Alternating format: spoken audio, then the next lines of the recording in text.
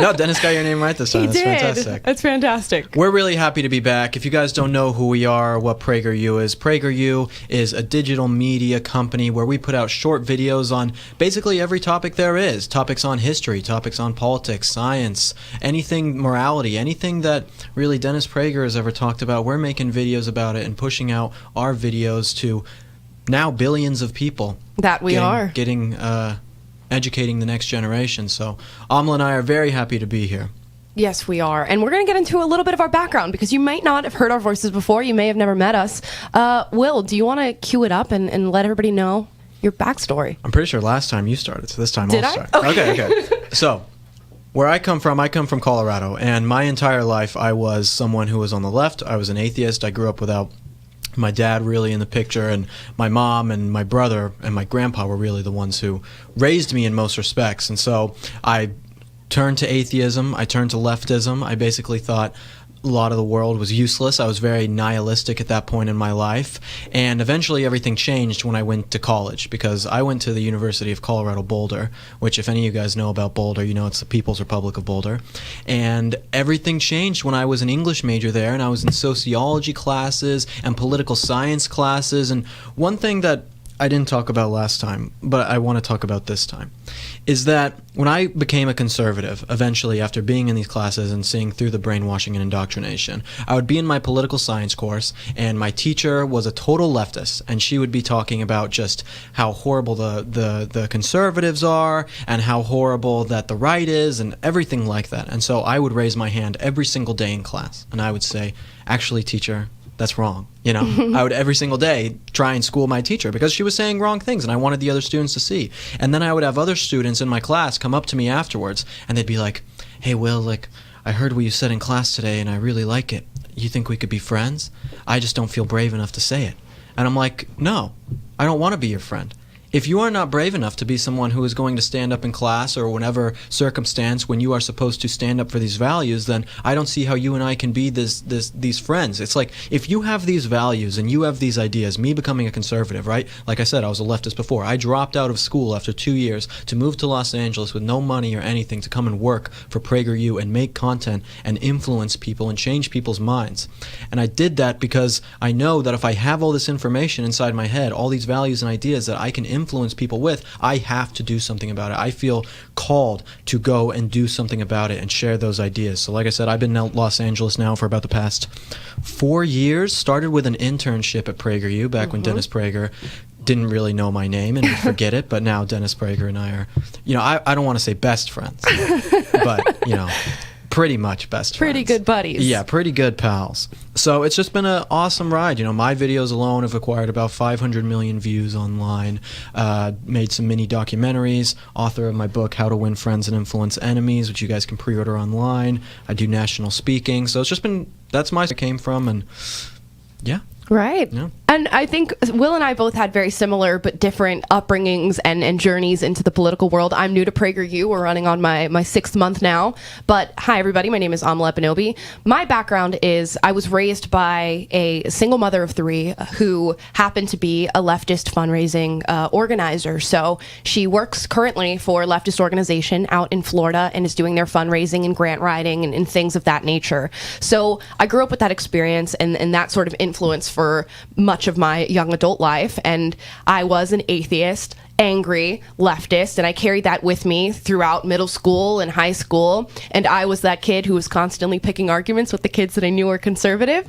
Anybody who would make any sort of statement that leaned right or was politically conservative, I was going after and I was coming for their throats, and there was nothing you could do to stop me. Well, this is so surprising, because if you guys know Amla, most of you don't know her personally like I know Amla. Right. But Amla is one of the sweetest people I've ever met. I am. You're very nice.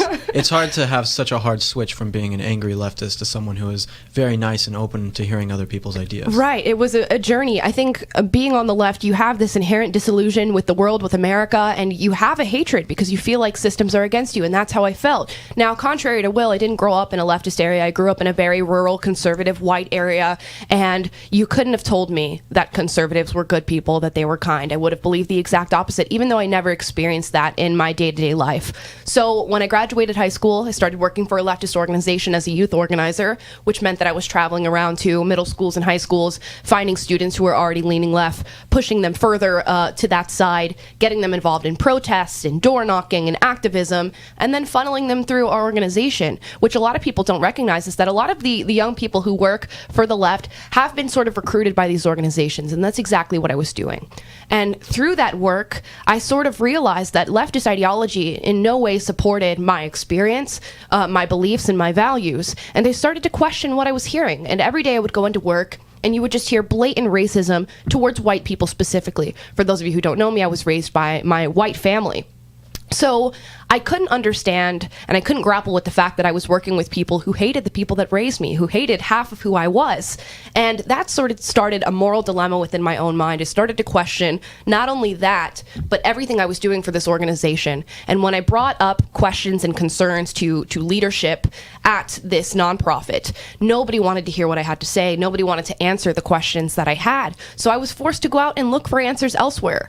And through that, I found people like Dennis Prager. I found Prager University videos. I found Daily Wire. I found Tom Sowell. And those sort of influences, those kind conservatives who were just simply trying to explain fact to me and tell me, hey, I feel bad that you are brainwashed currently. I feel bad that you think that you're a victim, that you think that you're oppressed. Here's why you're not. And that sort of compassionate arguing woke me up, and it made me want to do the same thing. So I spent about a year and a half studying my conservative views, working myself from leftism over to conservatism and realizing the error of my ways. And then I started making videos online.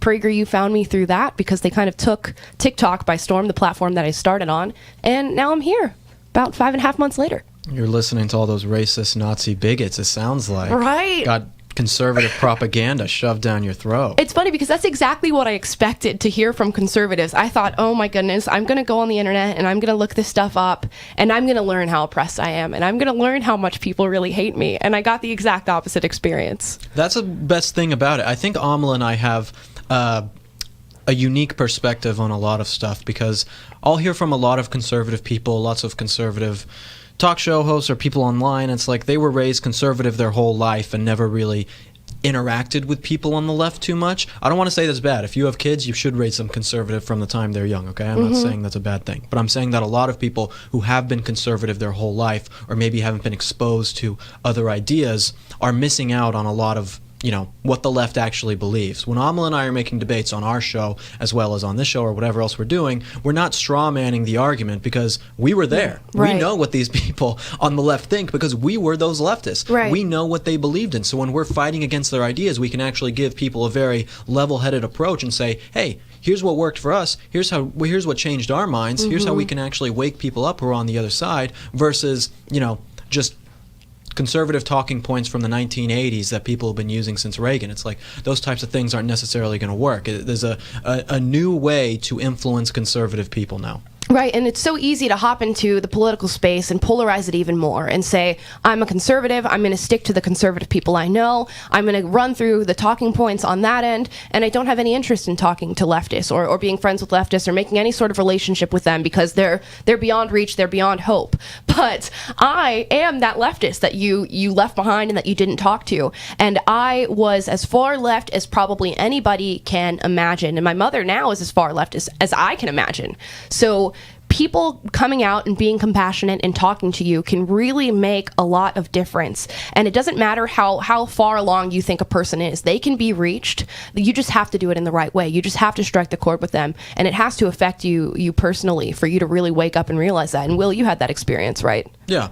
Almost everyone can be reached. Right. There are some who are very far that can't be reached, okay? I don't want to say that it's going to work for everyone. Sure. But even like Amala, she was way further left than I was because she was speaking at March for Our Lives speeches on our show, Will and Amala Live on PragerU.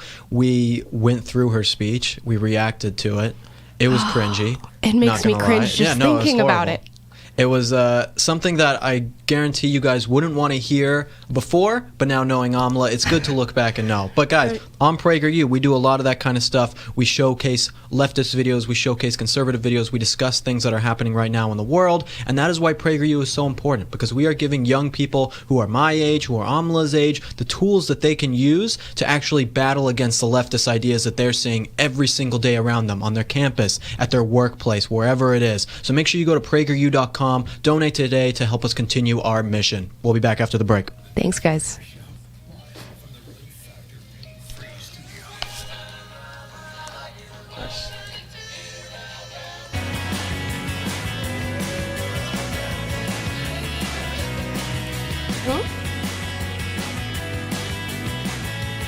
Here at Salem Media Group, we're delighted to welcome you back to your old habits and haunts. Nice to see you at our restaurants. We've been waiting a long time for you to return. Nice to see you at the salon, the post office, the flower shop. Nice to see you back in the office. Nice to see all those cars on the freeway again. Yay! Hello, Bedford Falls! For over a year, America has been fighting to get back to normal. This Salem radio station has been fighting right alongside you. Now we're back. You're back. It feels so good to be back. Welcome back to the real world.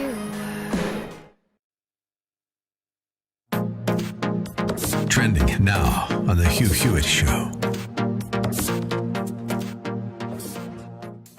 On top of the collapse of the commitment to free enterprise represented by the Democratic Party's full embrace of socialism and the passage of a full-on socialist budget by Bernie Sanders in the Senate, after already $4 trillion of spending over 2 years, it will mean $8 trillion of printed money. I was feeling pretty low last night, saying, my gosh, what have we done for 20 years? What have we been fighting for 40 years?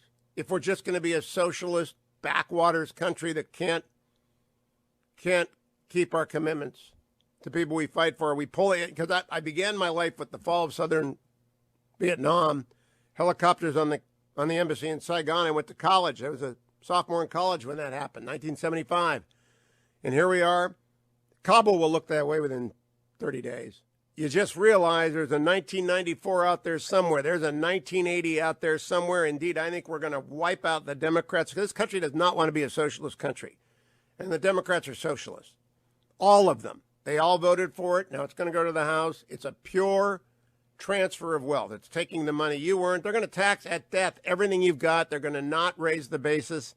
Your houses, your farms, your businesses. They're going to take them away from your kids and tax them, make them sell them, take 45 to 55% of that and put it into their plans to pay their buddies off in the teachers' unions.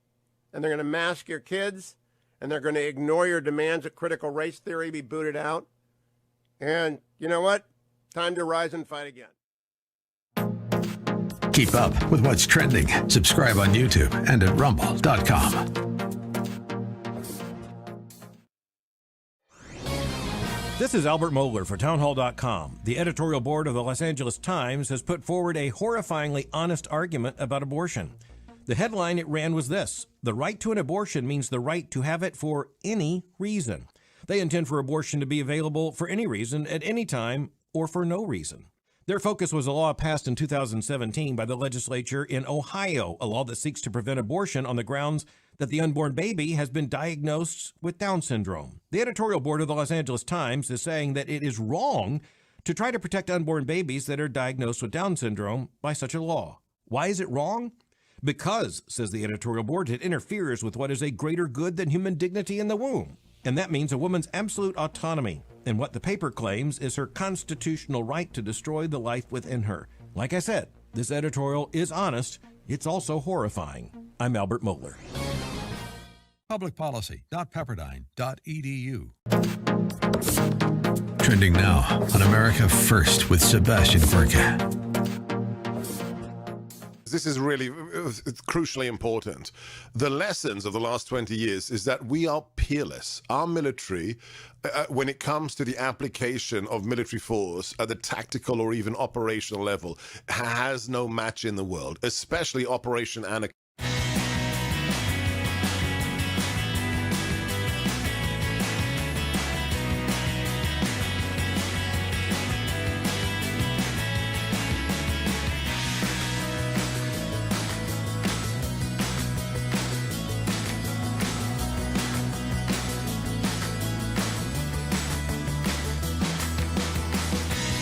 happening, everybody? We are your stand-in hosts for today. I'm Amla Banobi. This is Will Witt. We're both with PragerU, where they're PragerU personalities. And if you've been reading the news at all this week, or been on Twitter or Instagram or any sort of social media, you've been hearing about Afghanistan and the sort of tragic implications that are coming out of our subsequent departure from that country. Now, I wanted to play a clip from the Taliban government in regard to their treatment of women and the women's rights that they're planning to give them. So let's hear this clip.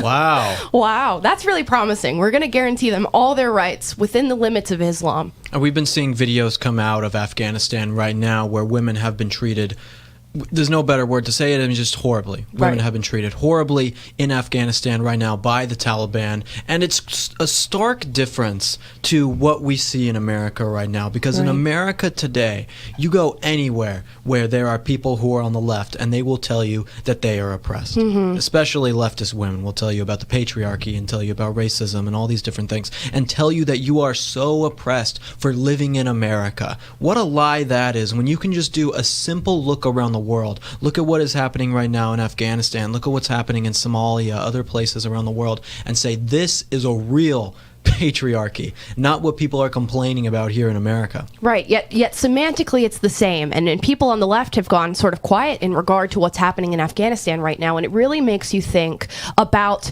what's important to people on the left, specifically the bureaucrats, the elites, and the people running mainstream media. It's more important that they uphold their falsehood, that they convince you of your own oppression and victimhood, than to be truthful about what's actually happening here in America. Now, recently I've been listening to the testimony of a young woman by the name of Yeonmi Park, and she's a defector from North Korea, and she's gone through the horrible existence that it is to live in North Korea as a young woman, was trafficked through China, and then eventually brought over to America. And she talks about the oppression that she faced in North Korea, yet she says that real oppression is to know that you are not oppressed, and to not even realize that the oppression is occurring. Yet in America, we are so well aware of all the oppression that we're experiencing. I'm so aware of the patriarchy that I face as a woman and the racism that I face as a black woman. Oh yeah, when fast food companies are oppressing me with their racism, I know straight up exactly what's happening, right? Everything. But it's wild because look at what you have in America, okay? The left will come on and they will say America is built on all of this racism and patriarchy, and then they'll claim that the founding of this country, they'll claim that the Constitution, they'll say that the major institutions in America, like the mainstream media, Hollywood, the universities, all of these things have institutional racist structures, patriarchal structures, conservative structures that keep minorities and these progressive down. And it's like, if all of the biggest institutions in America, the government, university, Hollywood, academia, like if all of these major institutions in America were against the left and progressives and minorities, why would they all constantly be preaching about these very issues? Shouldn't they be trying to silence that type of speech? Shouldn't they be trying to silence speech that disagrees with their overall institutional oppression? Of course not. If there was really this racist, oppressive country, you wouldn't have every single major institution in America being controlled by the left. But what you have in America is the left and all of these major institutions have lied to you. They have told you that conservatives are the party of the rich and that we're the ones up top pulling the strings and trying to control people. Look at Aspen, Colorado. In 2016, Aspen, Colorado went 45 points above for Hillary Clinton than did Donald Trump in the 2016 election, right? In Washington, D.C., the major districts there that are incredibly wealthy, some of the wealthiest places in America, went for Hillary Clinton. The left is the party of the rich, the party of these people who control these institutions and then tell you that you are being oppressed by conservatives who aren't in these institutions in the first place. Right, and let's break it down specifically in regard to patriarchy. Like we said, what we're seeing right now in Afghanistan under Taliban rule is truly patriarchy. It is women having absolutely no rights and being subjugated by the men in their nation. Yet we're being told that there's a patriarchy here in America. Now, I've said this over and over, I'll say it again. It's never been a better time to be me in this country. It's never been a better time to be a black female. It's never been a worse time to be you, Will. It's never been a worse time to be a white male. And when we talk about patriarchy, oftentimes the left and the feminists will tell you, oh, well, I'm looking at it through the lens of sexual assault and rape, and that's why we live in a patriarchy. But there are so many other lenses to look at the world through. And when it comes to different societal factors, let's look at suicide, depression, anxiety, homelessness, jail time, fatherlessness. Men are the ones who are most affected by these oppressive factors and these horrible prerequisites to not being successful. So in what way do we live in a patriarchy today? I'm oppressing you, Amelie. I feel it. Let's cut off her mic so I can oppress her some more. No, but it's like, even though for white straight men, as I am myself, if you're only listening to this, you can't see my glorious mustache and whiteness.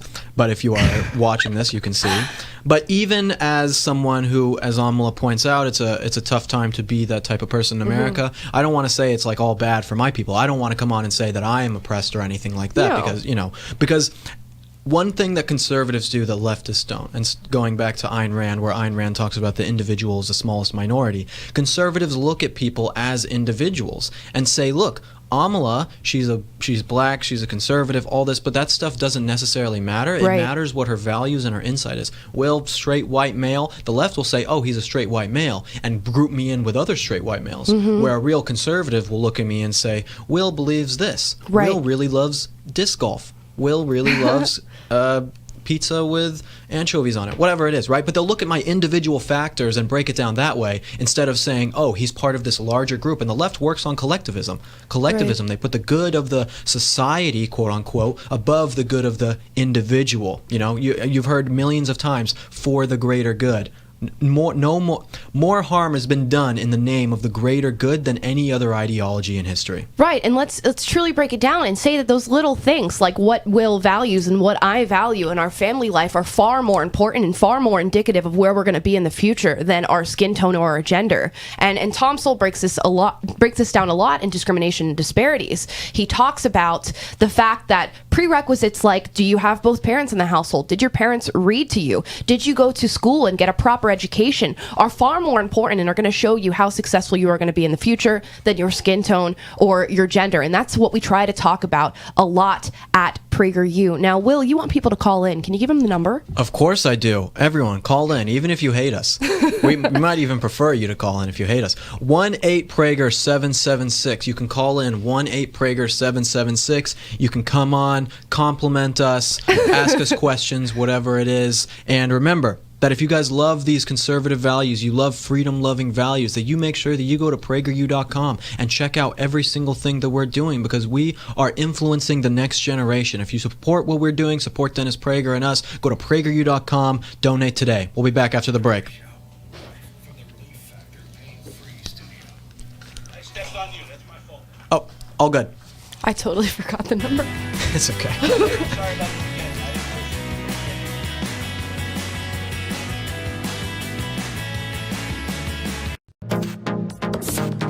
Trending now on America First with Sebastian Gorka. Let's talk about something that's not superb, and that's Sasha, don't call me Mr. Vindman, and his flip-flops and his posing around with, oh, hang on, I've got it here. It's Arnold. Screw your freedom. Schwarzenegger. This is radio, Kurt. You got to do more than give me his face. Well, you want me to say FCC compliant, don't you? You can try. Yes, try. Please try to not say those 7 naughty words.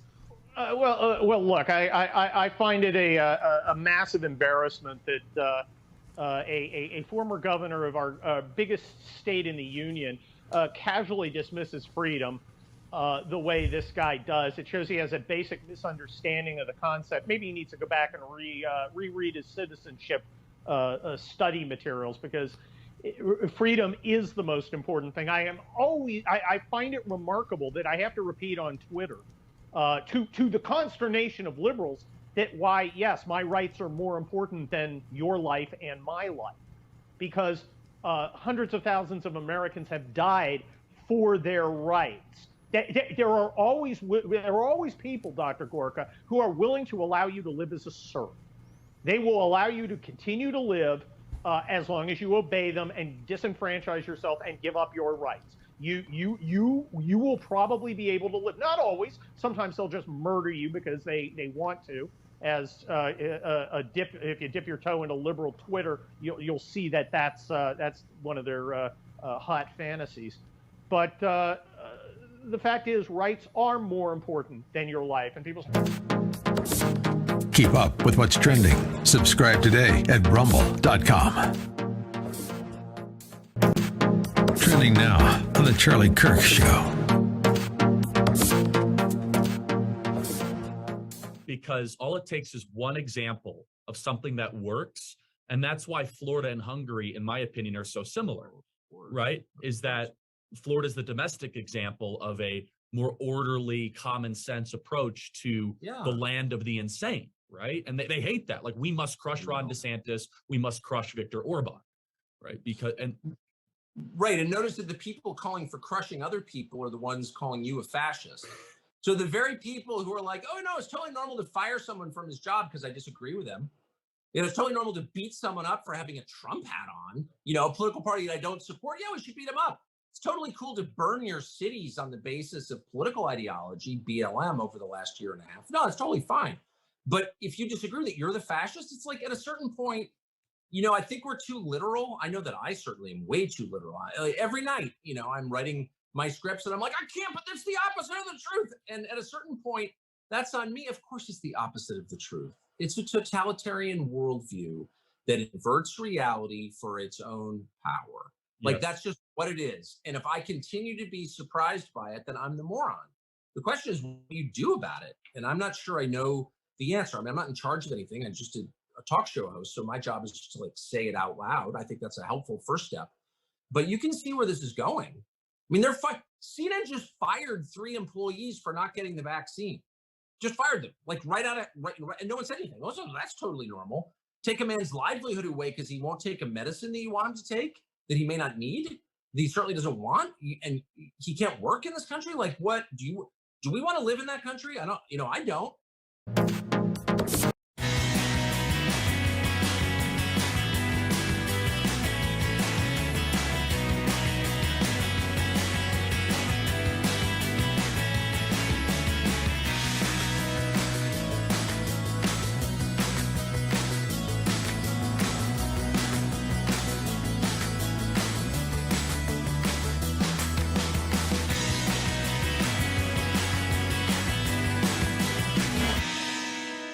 Buddy, or good evening or afternoon, wherever you are. I don't know where you are. Right. Hopefully just listening, enjoying Amla and I voices talking about awesome things. Sometimes not so awesome, though. Sometimes not so awesome. Like this well, next listen, segment. it's awesome when we talk about it, okay? Because we're giving people the insight to fight back. That's what PragerU does. But I got to talk to you guys about Pure Talk real quick. Take a look at your cell phone bill. If you're with Verizon, AT&T, or T-Mobile, you're paying too much. I want you to switch to Pure Talk. Pure Talk can save your family over $800 a year. Yes, same great coverage because Pure Talk is on the exact same network as one of the big 3, but a fraction of the price. And switching is as easy as switching out your SIM card. You can keep your phone, keep your number, or get huge discounts on the latest iPhones and Androids. Dennis Prager got the iPhone 12, and he loves it. Plus, right now, unlimited talk, text, and 6 gigs of data for just $30 a month. And if you go over on data, they don't charge you for it. There's a reason Pure Talk is the highest rated wireless company by Consumer Affairs, why they're the preferred wireless partner of AMAC. From your cell phone, dial pound 250 and say Dennis Prager, and save an additional 50% off your first month. That's pound 250, say Dennis Prager. Wow, Will. If things at PragerU don't work out, you have an amazing career ahead of you in ad reading. Have you ever heard of Relief Factor? I'm ready to do it. Yeah, here we go. Guys, the story we want to talk about on this segment today. We live in California. We live in Los Angeles specifically. And things I hate to say it, but things just seem to be getting worse. Yeah. Would you agree? Yeah, you're not wrong. And I've only been here for a short period of time, but I've seen it sort of descend into madness, and it seems like it's getting worse. In just about the last 4 years that I've been here, even in 4 years, which isn't really that long of time, it has gotten worse. And with the COVID lockdowns and the restrictions and the mask mandates, things have gotten even worse. San Francisco, which is right up north from us, about 5-hour drive, has put in vaccine passports within their city. So this means that I think it's going into effect later in September. But this means that if you go to a gym, an indoor restaurant, some sort of entertainment, you have to be vaccinated. New York City just put out their list of places that you have to be vaccinated for as well. And then Palm Springs, I believe, did the same thing. And I can only imagine that Los Angeles is not going to be beat out by New York in terms of leftism, and they are going to choose to do the exact same thing. The entire state of California just made it so that if you have an event with over 1,000 people at it, then you all have to be vaccinated as well. How they actually enforce something like that, I don't know. I'm just only going to be doing events for 999 people, I guess, in the future.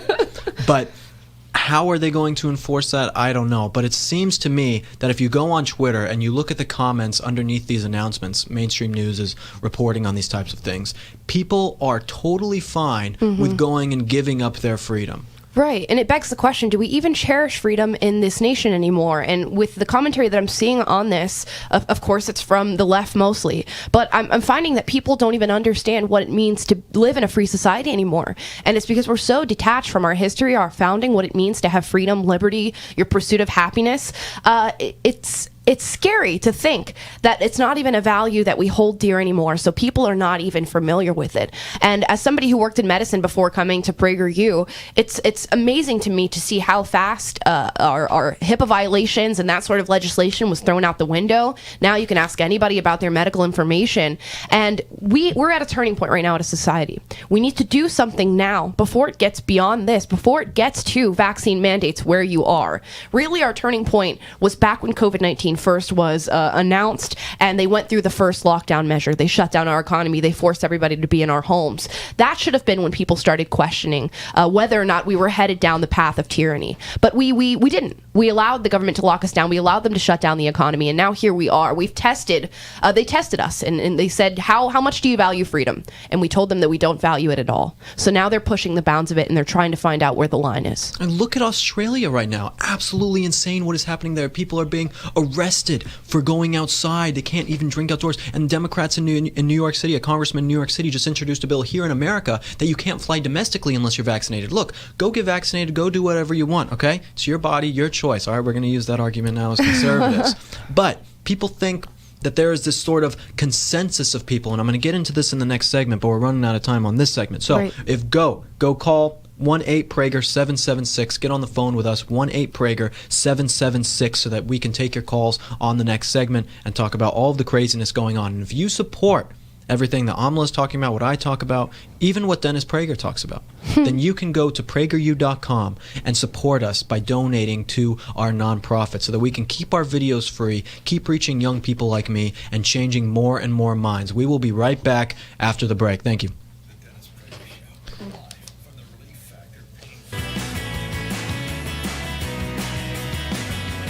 What calls do we have?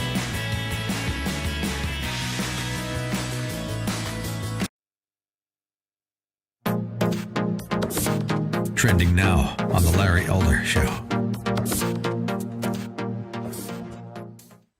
Essentially, that's inflation. Too many dollars chasing too few goods. This from Reuters. Tyson Foods Incorporated cannot increase prices for chicken and prepared foods fast enough to keep pace with rising costs for raw materials like grain due to Bidenflation. Bidenflation. Say it with me. Tyson increased their prices to their restaurant customers. And you're thinking like, okay, so what? I don't care if they increase it to their restaurant customers. That's for people that are going out. We're not going out to eat anymore. It's not going to affect us. Aha. Yes, it will. As of September 5th, the retail prices are going to rise significantly for the consumers. Can you say thank you, Biden? Can you say thank you, Biden? Guys, I want to tell you, and I don't say this lightly, but make sure you stash some cash at home. Make sure you stash a little more food at home than normal. We're not getting away from inflation, not with this administration in the White House. It's just not going to happen. They are spending like crazy. They're spending our money. The CEO of Tyson Chicken said, and I quote, he said, we've seen unprecedented and accelerating inflation, and we're trying to catch up. We're trying to catch up with that. They can't even catch up with how fast inflation is occurring.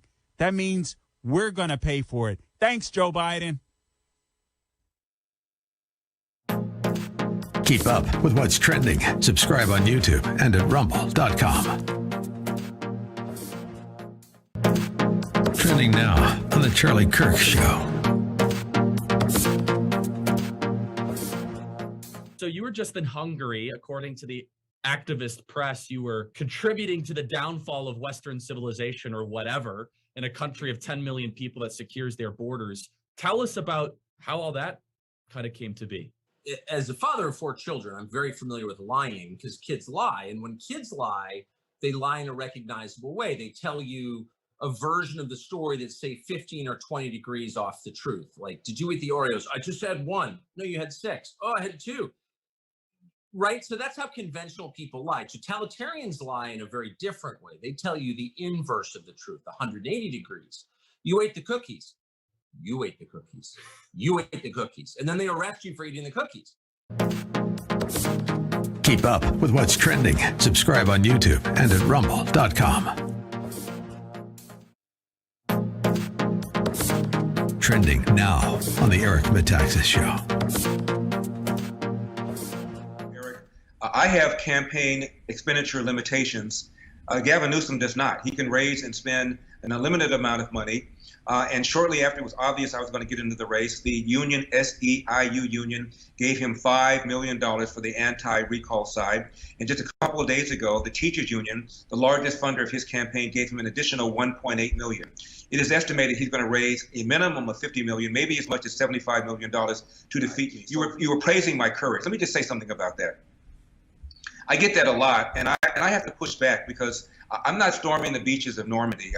Unlike my father, I was never a Marine. Unlike my older brother, I was never a member of the Navy. Like my little brother, I was never a member of the Army. I did not serve. And about all the things I've ever done in my life, that's probably the thing that I regret the most, that I didn't give back a few years to my country. So this is a small sacrifice. I'm losing a little bit of money, well, actually a lot of money compared to my net worth. And of course, nobody's lived a pure life, and anything.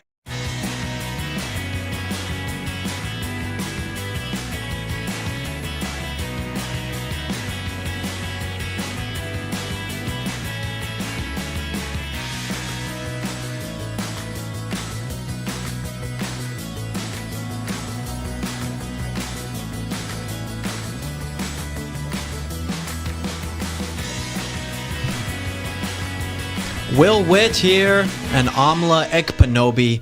We are back talking to you guys this morning. Remember, if you want to be on the show, talk to Amla and I about whatever it is that you want to talk about. 1-8-PRAGER-776. Get your phone out and call us. 1-8-PRAGER-776. Now, before we get into some of these calls, I want to finish my thoughts from last one. And I've talked about on this show before about the majority versus the minority, that apparently people think that because they are in the majority, it makes them virtuous for being in that consensus. But what is wrong in America when you have this consensus of people is that people think that because you have this consensus, it makes you morally right. And what did we have in the 1930s in Nazi Germany? What did we have? Basically, every single doctor and every single medical institution in Germany agreed with the Third Reich. And many of them, hundreds of them, joined the Nazis in their experimentation and the horrible things that the Nazis did. And those were doctors in Germany, okay? And so just because we have this group of doctors in America right now who say, oh, we all agree with this quote-unquote science and all this from the CDC and all that, does not mean that everything they are saying is true or even morally right, okay? Right. So I just want people to look at it and say, when people come up to you and say, well, all these doctors agree and all these people in my history class agree and all this people in my work agree, that doesn't mean that they are right. And you can be a warrior by fighting against people who want to oppress you through their use of the majority. majority, okay? Be a strong minority, as in the strongest individual who stands up for what they believe in. All right, let's get into some of these calls. Just had to finish that up because I thought I sounded pretty smart there. Okay, all right, let's get into Lynn from Los Angeles, California. Lynn? Hi there. How are you doing today? I'm wonderful, Lynn. Great. How are you? Doing okay, but feeling quite concerned. I'm here in the belly of the beast, Los Angeles, Right. where the LA City Council, the County Board of Supervisors, LAUSD, are all voting for vaccine mandates for teachers, healthcare workers, state and federal employees, and in some cases children, school children. And it is very, very I'll say there are a lot of people that are very frightened, don't know what to do. People are literally being who cannot be vaccinated for, let's say, medical reasons or religious belief reasons, or they absolutely literally are crazy, going to have Lynn. to. Thank you, Lynn. Appreciate the call. Mm-hmm. It's a scary time, but what I can say is the silver lining is that there's never been a better time to stand up and fight against this sort of stuff. And it's going to prove your character and your moral value if you do so. It is very easy to go with the grain and to submit to people and to do exactly what they say because your life will be easier. Your job isn't threatened. People aren't going to be mad at you in your community. But it's an even bigger feat to stand up and go against the grain and say, no, I'm not going to do that. And when you do so, later down the line, you will be so proud of yourself for doing that, for standing up. And you're also going to find that there's a large community of people who will back you up. Will and I know that. We're going to be attending a rally this Saturday. Will, you want to tell them about that? Yeah, we are. I'm speaking, and Amla is singing the national anthem, which she's nervous for, but she's going to do a fantastic job at noon at 1615 Ocean Avenue. That's Tongva Park. I believe I'm saying that right, in Santa Monica, but it's 1615 Ocean Avenue. You can come meet me, come meet Amla, come hear me speak, and Amla sing the national anthem. I hope to see every single Californian there in Los Angeles. In Los Angelino. Yes, exactly. Whatever you guys are called. There, supporting us and showing that you aren't going to say no to this. And let's look at the vaccine mandates for teachers and for schools and everything, and then the mask mandates for kids going back to school. You understand that children have a 99.99% rate of survival from this virus, right? It is absolutely insane. What do the masks do? What do the masks do? Well, let's look at Afghanistan right now. When they're implementing Sharia law, they're putting women in these hijabs and the burqas, basically covering their face so that they are not seen by other people, okay? So that people cannot understand them and see their nonverbal communications through the 42 muscles that you have in your face. What are you doing when you put children in these masks in their schools? You can't understand any of the nonverbal communication that is going on between children. So they're not able to communicate with each other. This is going to have detrimental effects on society and people growing up in America for the unforeseeable future. It's going to be a travesty with this. You want to take another call, Will? Sure. Let's take another call. All right. Let's take Tony. Tony in Santa Clarita, California, huh? Hello, Tony. Hey, Angelo, when you were a teenager and you were a radical leftist, and you said if someone offended you, you would get into their throat and start yelling at them. Right. If you were a boy and someone got violent with you, would you go complain? Or if you had a boyfriend who did the same and someone got violent with him, would you go complain? Because a verbal assault is an assault, and you could combat it with violence if you have to. Oh, no, it wasn't really anything like that. It was more so when I was in school and I knew somebody was conservative, which was basically everybody growing up where I was. I would be the one who in speech class was going to give a 5-minute speech on abortion or the legacy of slavery and why there are still remnants of racism, and I would do so in a very passionate and angry way. It was never any sort of aggression or assault that I experienced, although I would have probably told everybody that it was because I was a leftist and that's what they do. But I was always sort of well-temperamented, but yeah, always tried to be kind. No, Amala used to go and give the conservative kids wedgies. Give them swirlies after class. Yeah, if you saw my little noodle arms, you would know that that's not the case. All right, let's take one more call. We're going to take it from Joe from Chicago, Illinois. What's going on, Joe? Hey, guys, great show. Really impressed by your guys' opinions and knowledge. I'm a 57-year-old white male, live in Chicago. Right. And I used to love Chicago, born and raised here. It is turned into really just a hellhole. And my problem in my call, and it was more related to Amala, I find myself fighting racism that I never had before as I'm being shoved down my throat. We have a mayor. We have... it is everywhere, Joe. I appreciate it. Thank you for the call, Joe. The racism is real, and it is real on the side of being a white male in America, and it's a really tough thing to have to grapple with, while at the same time the mainstream media is telling us that black people are oppressed, that Hispanic people are oppressed, that Asian people are oppressed. There is no sympathy for the white male in this nation, and we talk about that more at PragerU. If you guys want to support us, please leave a donation at prageru.com/donate. We'll be right back.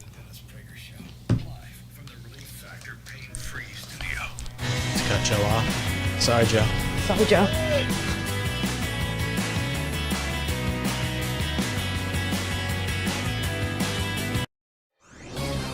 This is Albert Mohler for townhall.com. The editorial board of the Los Angeles Times has put forward a horrifyingly honest argument about abortion. The headline it ran was this: "The right to an abortion means the right to have it for any reason." They intend for abortion to be available for any reason, at any time, or for no reason. Their focus was a law passed in 2017 by the legislature in Ohio, a law that seeks to prevent abortion on the grounds that the unborn baby has been diagnosed with Down syndrome. The editorial board of the Los Angeles Times is saying that it is wrong to try to protect unborn babies that are diagnosed with Down syndrome by such a law. Why is it wrong? Because, says the editorial board, it interferes with what is a greater good than human dignity in the womb. And that means a woman's absolute autonomy, and what the paper claims is her constitutional right to destroy the life within her. Like I said, this editorial is honest. It's also horrifying. I'm Albert Mohler. Publicpolicy.pepperdine.edu. Trending now on America First with Sebastian Gorka. This is really it's crucially important. The lessons of the last 20 years is that we are peerless. Our military, when it comes to the application of military force at the tactical or even operational level, has no match in the world, especially Operation Anaconda. The October 2001 operation, when we went in there with just a couple of hundred CIA paramilitaries and guys from Delta and from Bragg, and we leveraged 21,000 members of the Northern Alliance, and we took down the Taliban government. That was textbook. Nobody, not even Julius Caesar, not Napoleon, could do it better. But since then, at the strategic level, Kurt, it's been a disaster. It's been an utter disaster, and frankly, I'm worried about the tactical level. I'm worried that whether or not we still maintain the tactical capabilities that we need for high-intensity combat operations against peer-level competitors like the Chinese, especially, and I write about this in my Monday Town Hall column, Dr. Gorka, especially when you look at the Navy. For nearly 70 years, it has glided on the legacy of the military triumphs in the Pacific theater over the Japanese. And we relied on, we consoled ourselves saying, well, you know, the Chinese technology is getting better. They're getting more and more ships, but we have a naval tradition. You know what? So did the Carthaginians. Okay, the Romans had no navy until they found a Carthaginian warship that had run aground. They copied it, they trained, and they beat the hell out of Carthage. You can find Roman ruins, can't find any Carthaginian ruins. Keep up with what's trending.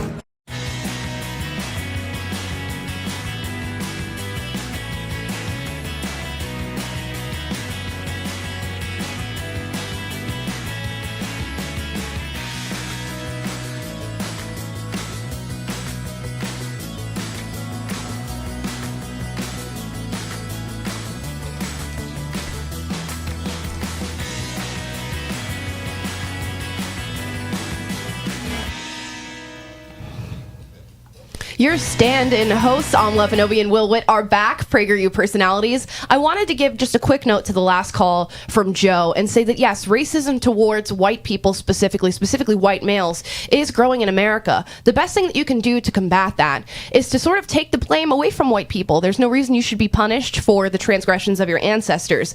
And another thing that you can do is dispel the myth of systemic racism in America. And I want to do that with this story that I'm going to tell.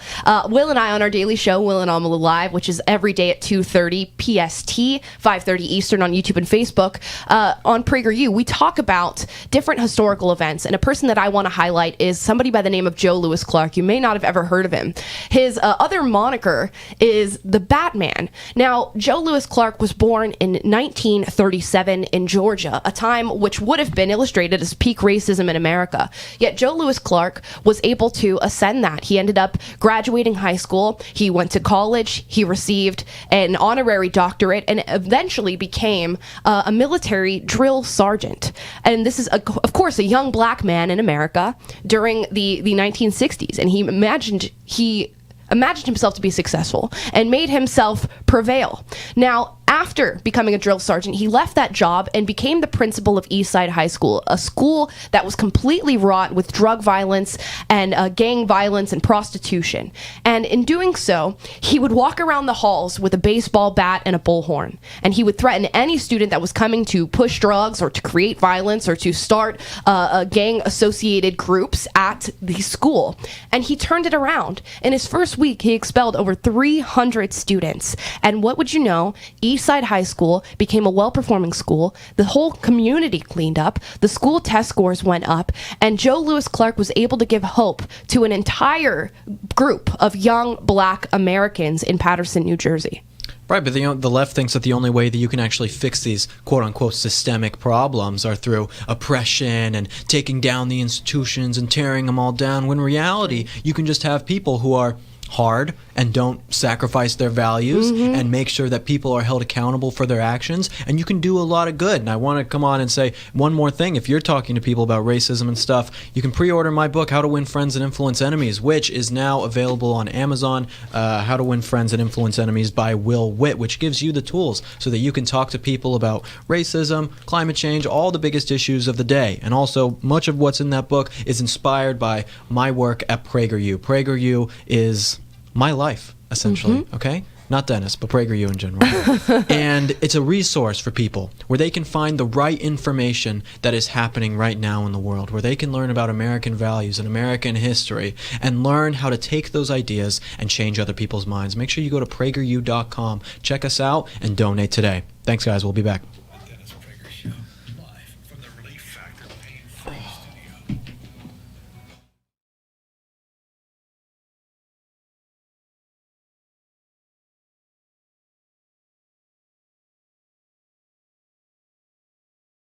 You back to your old habits and haunts. Nice to see you at our restaurants. We've been waiting a long time for you to return. Nice to see you at the salon, the post office, the flower shop. Nice to see you back in the office. Nice to see all those cars on the freeway again. Yay! Hello, Bedford Falls! For over a year, America has been fighting to get back to normal. This Salem radio station has been fighting right alongside you. Now we're back. You're back. It feels so good to be back. Welcome back to the real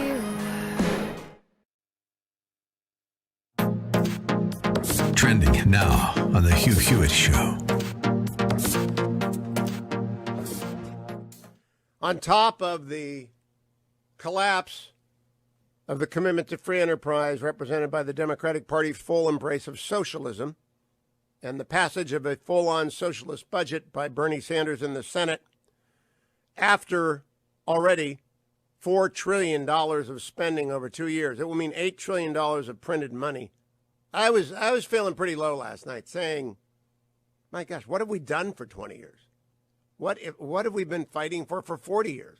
If we're just going to be a socialist backwaters country that can't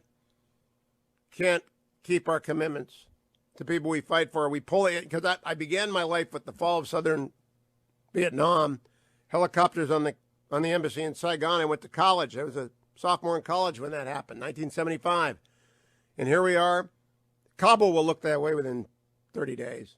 you just realize there's a 1994 out there somewhere. There's a 1980 out there somewhere. Indeed, I think we're going to wipe out the Democrats. This country does not want to be a socialist country. And the Democrats are socialists. All of them. They all voted for it. Now it's going to go to the House. It's a pure transfer of wealth. It's taking the money you earned. They're going to tax at death everything you've got. They're going to not raise the basis. Your houses, your farms, your businesses. They're going to take them away from your kids and tax them, make them sell them. Take 45 to 55% of that and put it into their plans to pay their buddies off in the teachers' unions. And they're going to mask your kids, and they're going to ignore your demands that critical race theory be booted out. And you know what? Time to rise and fight again. Keep up with what's trending. Subscribe on YouTube and at rumble.com. This is Albert Mohler for townhall.com. The editorial board of the Los Angeles Times has put forward a horrifyingly honest argument about abortion. The headline it ran was this: "The right to an abortion means the right to have it for any reason." They intend for abortion to be available for any reason, at any time, or for no reason. Their focus was a law passed in 2017 by the legislature in Ohio, a law that seeks to prevent abortion on the grounds that the unborn baby has been diagnosed with Down syndrome. The editorial board of the Los Angeles Times is saying that it is wrong to try to protect unborn babies that are diagnosed with Down syndrome by such a law. Why is it wrong? Because, says the editorial board, it interferes with what is a greater good than human dignity in the womb. And that means a woman's absolute autonomy, and what the paper claims is her constitutional right to destroy the life within her. Like I said, this editorial is honest. It's also horrifying. I'm Albert Mohler. Publicpolicy.pepperdine.edu. Trending now on America First with Sebastian Gorka. This is really crucially important.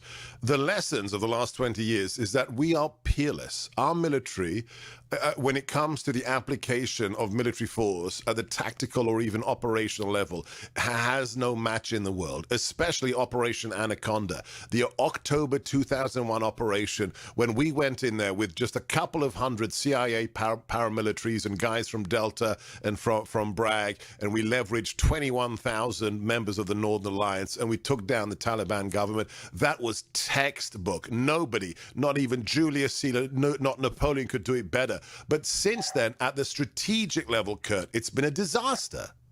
It's been an utter disaster, and frankly, I'm worried about the tactical level. I'm worried that whether or not we still maintain the tactical capabilities that we need for high-intensity combat operations against peer-level competitors like the Chinese, especially, and I write about this in my Monday Town Hall column, Dr. Gorka, especially when you look at the Navy. For nearly 70 years, it has glided on the legacy of the military triumphs in the Pacific theater over the Japanese.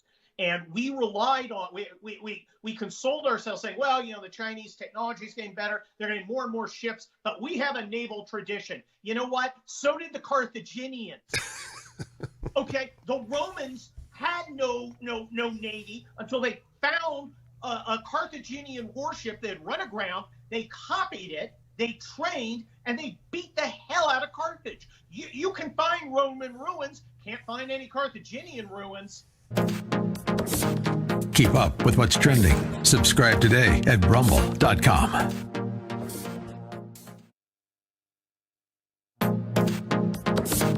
Trending now on The Larry Elder Show.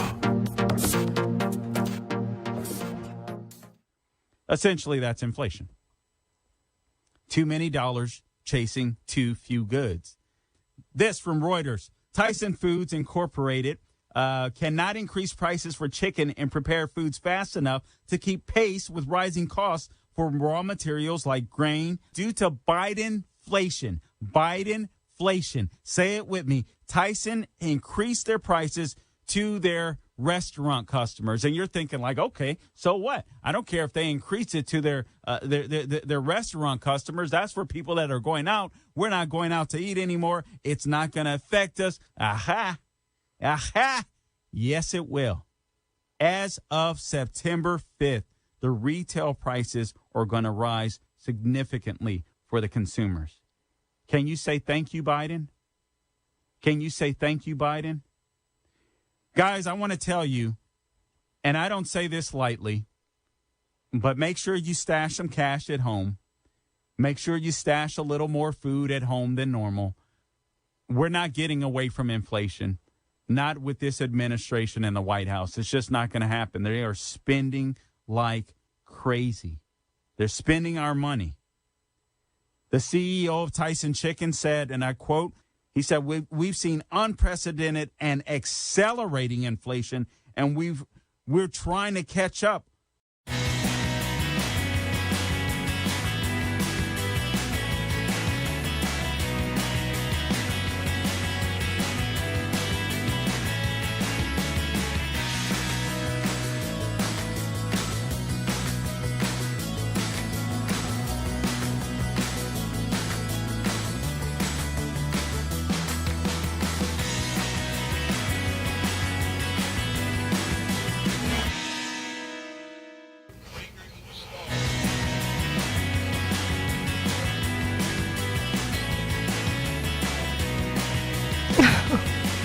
Wow.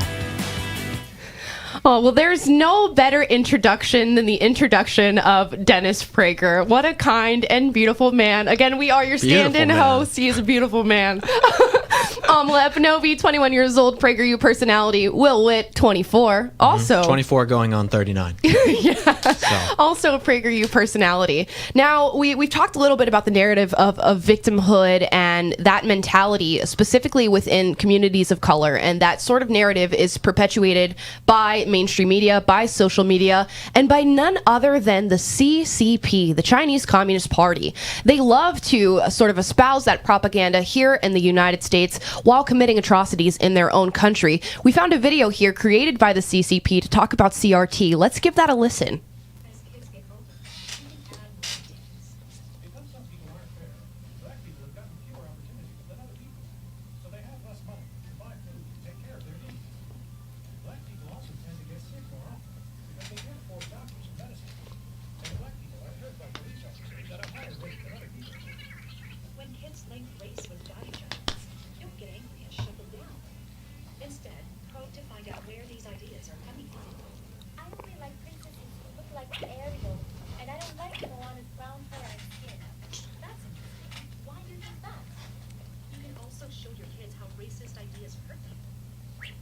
You can't be Spider-Man. You are black. Honey, how would you like it if that boy said you could be Spider-Man because you have blonde hair? How would you feel? Take a look at what your kids are watching and reading. Show them movies and TV shows about heroes from other cultures. Malala Yousafzai, who fights for girls' education in Pakistan. Anti-apartheid fighter Nelson Mandela from South Africa. Native American lawyer Crazy Horse. And Chinese martial arts hero Kusama. The list goes on. Unfortunately, most children's books and shows center around white characters, but some don't if you make an effort to look for them. Lead by example and add diversity to different parts of your life. Take part in activities likely to have a diverse group of people. Hello? Hi. Remember, being not racist just keeps things the way they are now. By being anti-racist, you can help lead our children to a brighter future. Gosh. All right, folks. You heard it here first. You can't just be not racist. You have to be anti-racist. And this is anti-racist according to the CCP standards, the Chinese Communist Party, Right. who in and of itself, they're racist. Yes. Okay? The CCP is racist against many different groups within their society. I mean, look at how black people are treated in China, not nearly as well as white people are treated in China, or Chinese people are treated in China. And it's like, who are these people to come and tell us that this is how we're supposed to live our lives? It is obviously a ploy by China to divide us. Right, and it's clear, and not only are they committing atrocities in regard to race, they're committing atrocities in regard to religion. Look at the concentration camps that they're running in their country currently, yet they are spending their time and resources promoting CRT here in America, and not just for America's adults, for America's youth, which is a really, really pressing issue. If you can influence young people at a young age, as Will and I have both shown, you can sort of indoctrinate them and push them down this road of leftism, which is going to destabilize our country. history. And what happens when people believe that America is inherently racist, that our traditions, our values, our founding is set up with white supremacy and racism and discrimination, they're completely disillusioned with America as a whole. And there's no solution when you believe that an entire country is founded on racism. Yet the CCP would have you believe that. Now, leftists question this. If the CCP is supporting your ideology and is making propagandized videos for American youth that support exactly what you say, are you really on the right side of history? No. It's like such a stupid question because it's so obvious to know. Right. It's like if your side is agreeing with the CCP, obviously your side is probably wrong, because especially the CCP putting out this video where you guys just heard, they don't believe it themselves. They don't. They don't believe any of this that they say out loud, but they're putting it out there so that young leftists in America will continue to have division in this country. It is a means to control us. It is a means to divide our country from the inside, and you'll see this with all of the leftist stuff in America. All of the postmodernism, all of the racist propaganda and CRT and the trans things, all of these things are created as a distraction against what America really stands for. Right. America stands on freedom and individual liberty and being able to make your own choices, and that the individual is the smallest minority. That's what America is about, and your inalienable rights given to you by your Creator. And then you have all these people coming in and telling you that we want those rights taken away, or these institutions that we created are disgusting and worthless. What does that do to the American populace? And I can't stress this enough. Never forget that in China, they are doing the exact opposite. All the campaigns that they're funding here in America, they are doing the exact opposite. Right now, we see this rise in racism and, of course, the narrative of white supremacy. We see this rise in effeminate men and very masculine females. Yet, in China, they are doing the exact opposite. While their country is funding the destabilization of America and funding these sort of campaigns that are making men and women weak and creating all this division and infighting among our citizens, they are building strong families. They are building strong men. They are building a strong military. While our CIA and FBI and all of our different intelligence divisions and our military divisions are creating videos about how important it is that our agents and our soldiers are gay and trans and black and Latino, China is actually training. Yeah, it's like one of our generals the other day, he was being questioned, one of our woke generals, I believe it was Milley. He was getting questions about how many U.S. citizens do we have left in Afghanistan? Mm-hmm. And he couldn't answer the question. He didn't know. It's like this general couldn't tell you how many U.S. citizens we have left in Afghanistan, but I'm sure he could tell you how many trans people we have in the military. Exactly. The priorities of our military, the priorities of our bureaucracy, of the corporations, are all skewed in the wrong direction. They're all skewed to the left. Instead of giving us a sense of American pride, American nationalism, and saying we love our country and the values it was founded on, they say, let's focus on anti-American sentiments because this is what we want to do now. And that is a horrible fate, because a country like this, America, with its vast size and diversity of opinions and people, when the people get divided this much, this is why I'm scared for our country, because when people get divided this much, it can only lead to the Pentagon spokesman John Kirby, actually, who said who couldn't name the list of U.S. citizens. My fault. Right. General Milley was the one who was on stage taking questions at a press conference, but months earlier was telling the American people how we need to focus as a military on white rage. Mm-hmm. So while he's not well-versed in the happenings of Afghanistan, he's certainly well-versed in the writings of Robin DiAngelo and Ibram X. Kendi. He's well aware of CRT. He's well aware of how diverse our military is and how diverse the different missions that they're going on are, yet has no actual feel for the American people, has no actual feel for foreign relations or foreign affairs, because our focuses are in the wrong arena. And don't forget that other countries know that. Our enemies know that. And if we can recognize that as a country, China is our biggest enemy, why would it seem that they are putting propaganda within our nation that supports the narrative of the left, supports the ideology of the left, supports the infighting of the left? That's a question you should always ask yourself, especially in regard to a video like this. And if you guys want to ask us questions, 1-8-Prager-776, you guys can call in, 1-8-Prager-776. Let's take a call right now. We're going to take a call from Ken from Woodstock, Georgia. What's up, Ken? Hey, how you doing? Okay, good to talk to you. Yeah, great. I just had my 62nd birthday here, and you're supposed to say happy birthday. But, happy birthday. Yeah, well, I have a real liberal brother. My dad used to say, if you're 25 and under and you're a liberal, that's okay, but if you're over that, you're mentally disturbed. But anyway, he's 67 years old and a liberal, and we decided to invite him for the birthday party, and we knew that he would mandate masks in my own house. So my wife, she's a seamstress, very good at what she does, put on the mask, "Don't fear the Reaper," and with the little deuces on the side, the cards, and the magician's hat. And he entered the door and looked at us, and he literally walked away and went back home.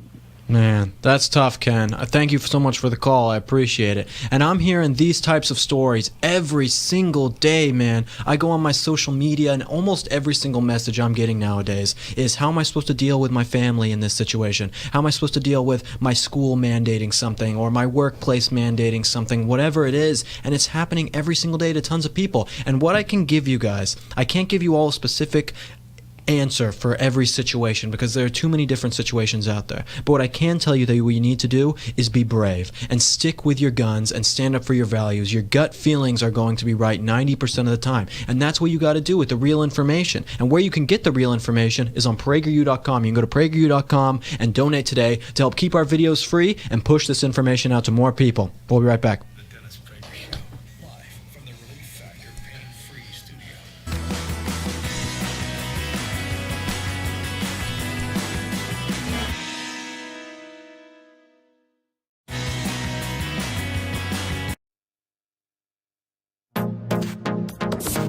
Trending now on The Larry Elder Show.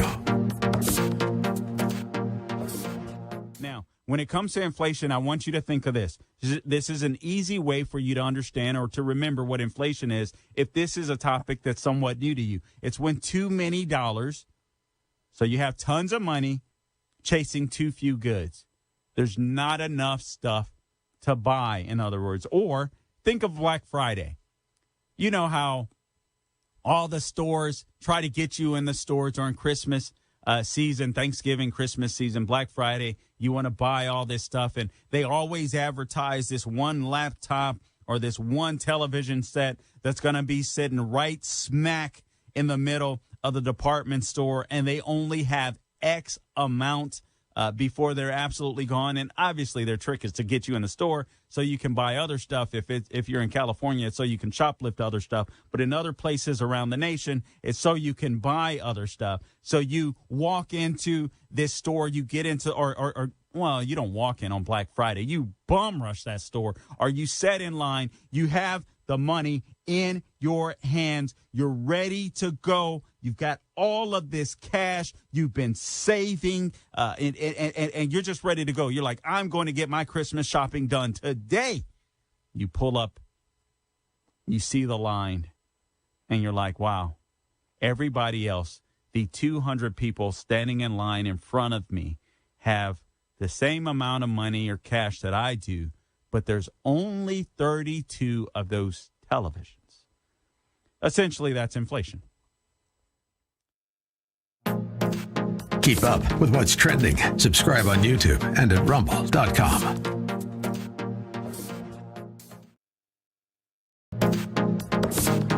Trending now on America First with Sebastian Gorka. I got to get your response to those neocons, neoliberals, who are now trying to convince us, the Brookings institutions, the AEIs, to double down and to send even more troops to Afghanistan. Well, look, Mitt Romney got out there. That's fine. Why don't he send one of his 72 sons, none of whom served in the military? I am sick of them squandering not only our treasure, but our blood on useless, poorly thought out military campaigns. I was all for going in Afghanistan and wreaking unholy vengeance on the people who murdered Americans. But then what happened, Dr. Gorka? A complete strategic tail chase for 20 years. Keep up with what's trending. Subscribe today at rumble.com. Trending now on The Hugh Hewitt Show.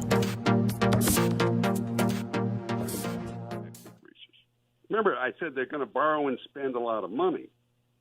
Now, when the tax increases come up, this is going to be to borrow and spend enormous amounts of money, force inflation up without addressing even the safety net needs. Forget about defense, which they're not spending any money on either, right? Right. And then it's ushering in its chaos, a sort of left-wing flavored chaos. And I think it's because they don't have the votes and they don't really have the plan to do anything else. Now, you know Joe Biden and you know Bernie Sanders. Is Joe Biden in charge of this, or has Bernie Sanders just been deferred to? Yeah, I think this is sort of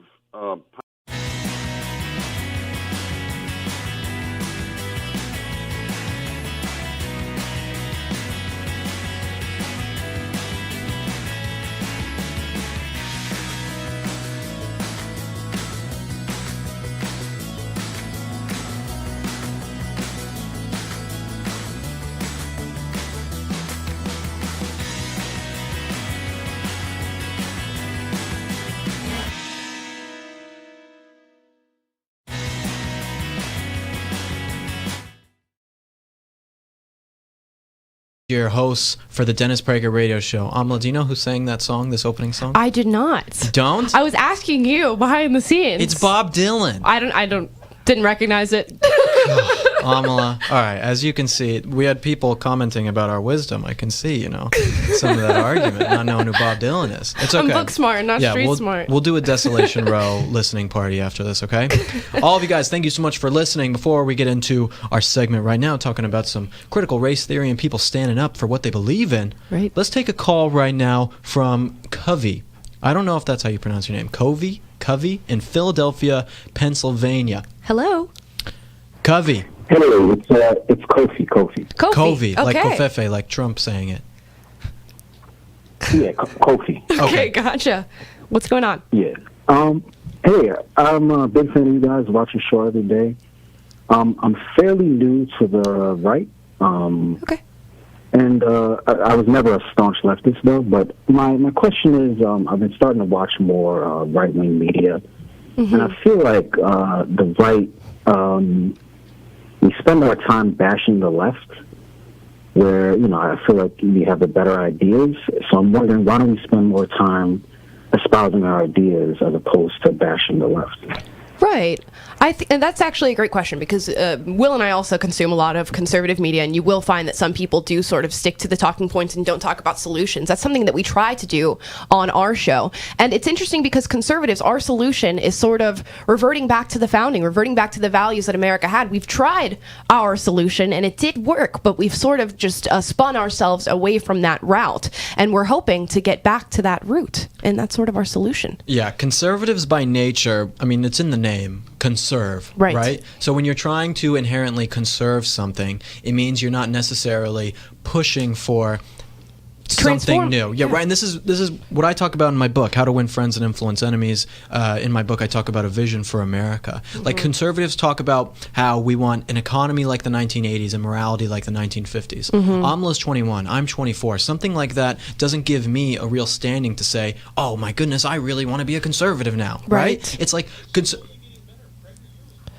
PragerU is part of that and teaching people the real issues. But it's like conservatives need more of a message to say, how do we get young people involved to say, I actually believe in this? Because imagine, you're a young person, right? You're a leftist or just non-political person. You get out of university, you're $100,000 in debt. You can go and work in some major urban city, and the left comes and says, we want to give you free healthcare, free education, free all this stuff. And it's like, that sounds pretty good. It's an easy sell. It's an easy sell. So when conservatives are coming on and explaining the ills of the left and attacking the left's ideas, I agree with you 100% that conservatives are not giving enough of a solution to actually changing this. But PragerU does have those solutions if you go to PragerU.com, and also my book, How to Win Friends and Influence Enemies, teaching you how to change people's minds. Go to Amazon and search it. Let's get to this clip of a CRT dad who is standing up for the things that he believes in and actually giving solutions.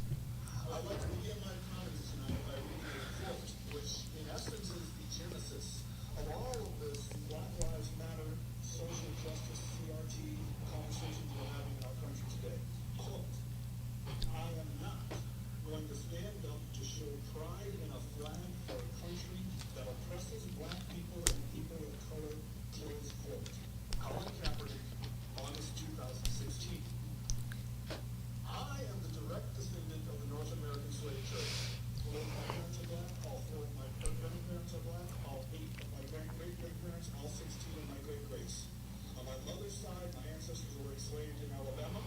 On my father's side, we were enslaved in Texas. I am not oppressed. I'm not oppressed, and I'm not a victim. I'm neither oppressed nor a victim. I travel all across this country of ours, and I check into food service, and I fly commercially, and I walk into retail establishments, and I order food in restaurants. I go wherever I want, whenever I want. I am treated with kindness, dignity, and respect, literally from coast to coast. I have 3 children. They are not oppressed either, although they are victims. I've taught my children they're victims of 3 things: their own ignorance, their own laziness, and their own poor decision making. That is all. My children, we are not victims of America. We are not victims of some unseen 190-year-old force that kind of floats around in the ether. Every critical race theory into our classrooms is taking our nation in the wrong direction. Racism in America would by and large be dead today if it were not for certain people and institutions keeping it on life support. And sadly, Yeah, that's what we're experiencing right now. And this dad came to his school board and he perfectly verbalized. And it's what all of our parents should be doing. It's what all of our teachers should be doing, is fighting back against this ideology.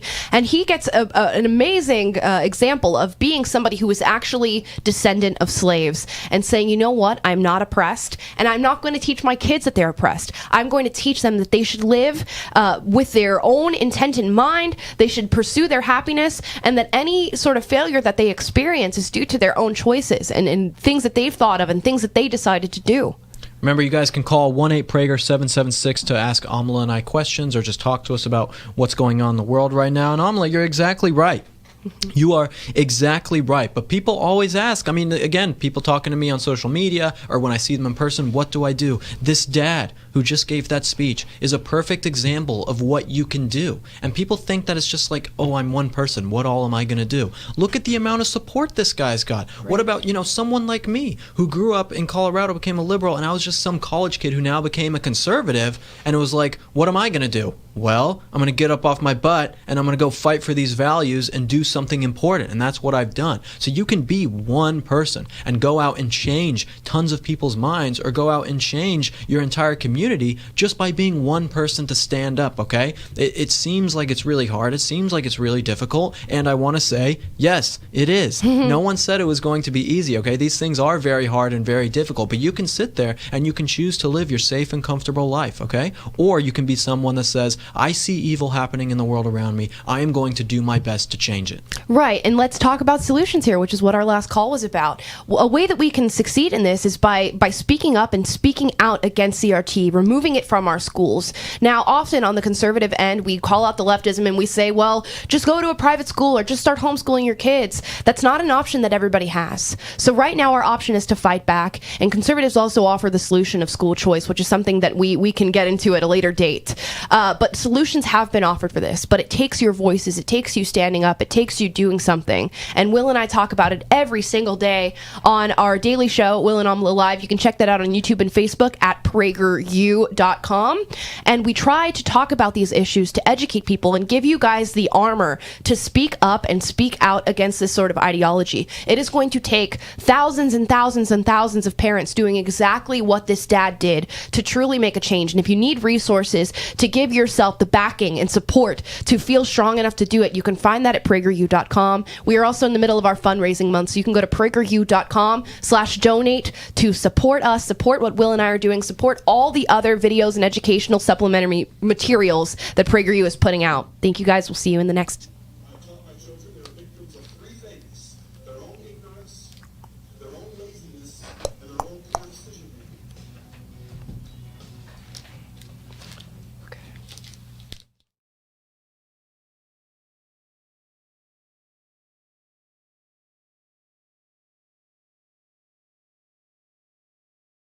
Haunts, nice to see you at our restaurants. We've been waiting a long time for you to return. Nice to see you at the salon, the post office, the flower shop. Nice to see you back in the office. Nice to see all those cars on the freeway again. Yay!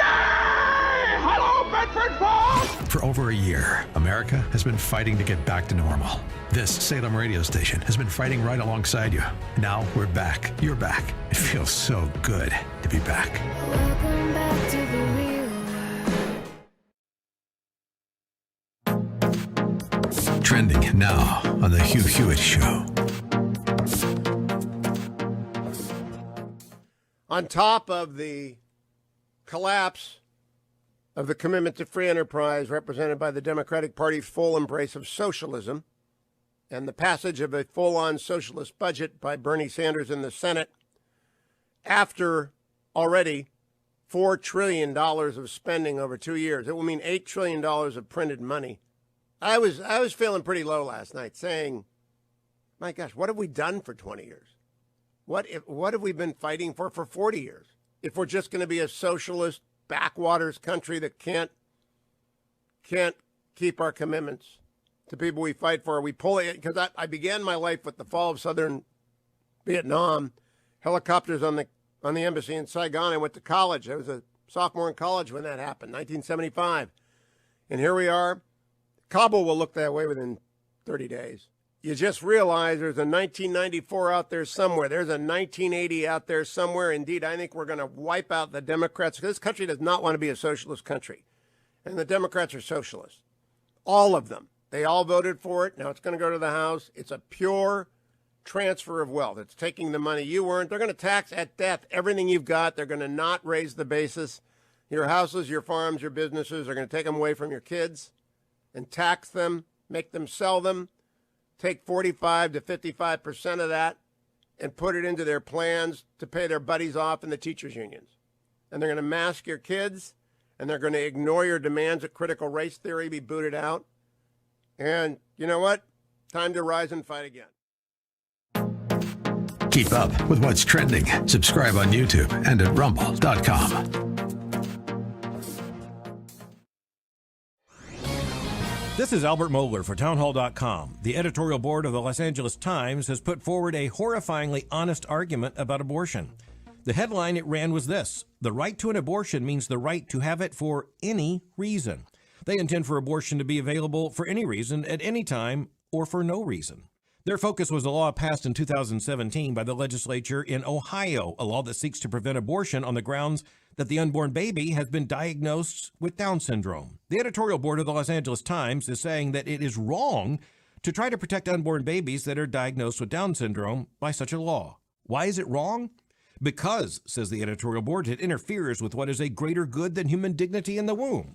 And that means a woman's absolute autonomy, and what the paper claims is her constitutional right to destroy the life within her. Like I said, this editorial is honest. It's also horrifying. I'm Albert Mohler. Publicpolicy.pepperdine.edu. Trending now on America First with Sebastian Gorka. This is really it's crucially important.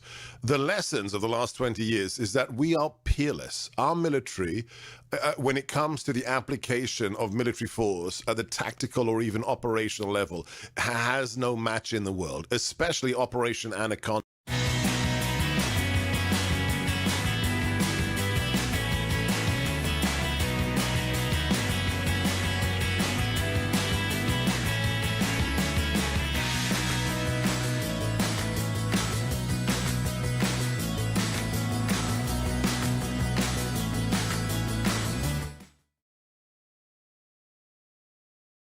Personalities, and we're about to get into our favorite PragerU video. But first, the coronavirus has made financial markets unpredictable, and it has not been a smooth ride for mortgage rates. Andrew and Todd are here to help you manage market volatility and help you get into a better financial situation. Many major banks and lenders are pushing back on purchase loans and suspending refi applications entirely, but not Andrew and Todd at Sierra Pacific Mortgage. They are clocked in and working remotely, ready to advise you on what's best for your situation.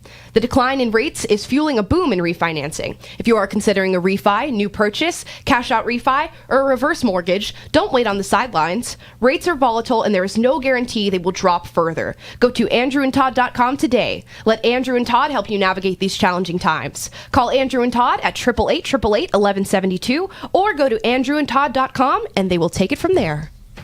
Andrew and Todd, the boys. Andrew and Todd. Thank you. My favorite PragerU video. My favorite 5-minute PragerU video is by Larry Elder. Okay. And it's about how JFK would actually be a Republican today if he were around today. I think it's an important video because it shows just how far the left has gone, how radical the left is when you have people like AOC and Bernie Sanders and looking at their leftist positions with everything wanting to be free and the socialism and all of that versus what a real Democrat back in the 60s actually believed. John F. Kennedy was for gun rights. John F. Kennedy was pro-life. John F. Kennedy was against super high taxes. You know, it's like John F. Kennedy would really be a Republican today, and I think that's a super cool concept to discuss. Right, and it's interesting, and it's a point that our CEO Marissa at PragerU makes all the time, is that while the left keeps shifting further and further left and getting more extreme, the right really hasn't changed. Essentially, we're the middle ground. We're standing by the values that this country was founded on, and we're not shifting further right. We are not becoming more extreme. We are the ones who stay stagnant in what we believe and are a stable ground to find when the left continues to move to more extreme ideologies. Now, my favorite PragerU video is a PragerU video called "The Cops Are the Good Guys," and it's featuring Sheriff David Clark. And it's my favorite video because when I was transitioning from left to right and learning more about conservatism, that video really struck me. One of the major things that I would have thought that I would never have changed my mind on was policing in America. I was dead set on the fact that police were systemically racist, that police departments were modern day slave catchers. And I saw that video and I saw Sheriff David Clark, who happens to be a black man, talk about how police are truly the good guys and what they go through. And that was able to change my mind. He's guest hosted here. That's amazing. Wow. Yeah, I'd love Sheriff to meet David him. Clark, he's the man. I met him. I was there when we filmed that video, actually. That was about 3 years ago when Sheriff David Clark came in to do that video, and I was there. Amla has not been at PragerU nearly as long as me. I've been there for about 4 years. Amla for about 4 days. So, Actually, I'm going on 6 months, Will. 6 months. No, for that's your good. information. That's good. That's a very healthy relationship. 6 months, okay? Ask anyone. But yeah, that's another amazing video, and that's what PragerU does. I mean, PragerU distills huge ideas, things that everyone needs to know, and puts them in 5-minute videos that anyone can understand. That's something so cool about it. When I was in college and becoming a conservative and researching stuff and finding things out about the world, it was PragerU videos that I binge watched to find out so much. And again, that was 4.5 years ago when I started binge watching PragerU videos. Now our collection of videos is, I mean, it's exponentially getting larger. There are so many more and so many things to learn. It is just a wealth of knowledge, and Dennis Prager being the founder and all of his wisdom within it, I mean, truly amazing stuff. What has been amazing for me is actually getting behind the scenes and actually being able to see the 5-minute video production and the script writing and all of that, the stuff that sort of shaped my young mind as I was transitioning. And it's got to be so cool for a young person to experience that. So I do want to plug our program, and that is Prager Force. If you're a high school student, college student, or a young professional below the age of 35 listening right now, you can sign up for a digital community of conservatives by going to pragerforce.com and signing up. You could be opportunely really put on Will and I's show. You could come to the office. And see PragerU videos being filmed. And we want to take a call really quickly. Line 2. All right, let's take Darren from Grand Ledge. Hello from Death Star Mask again. You two are the new hope. You and all the Prager Force folks, PragerU. Of course, Dennis always steals my thunder by that promo he did, saying you guys will give us hope. And you do. I'm almost 60 years old. You are our future. I really appreciate that, Darren. Thank you so much. You're the man. And if you guys want to get involved with PragerU so that you can find out more about the new hope, Amla and I, you can go to PragerU.com, watch our videos, and go to PragerU.com/donate to help keep our videos free. Hope alive. Thanks, everyone. Oh.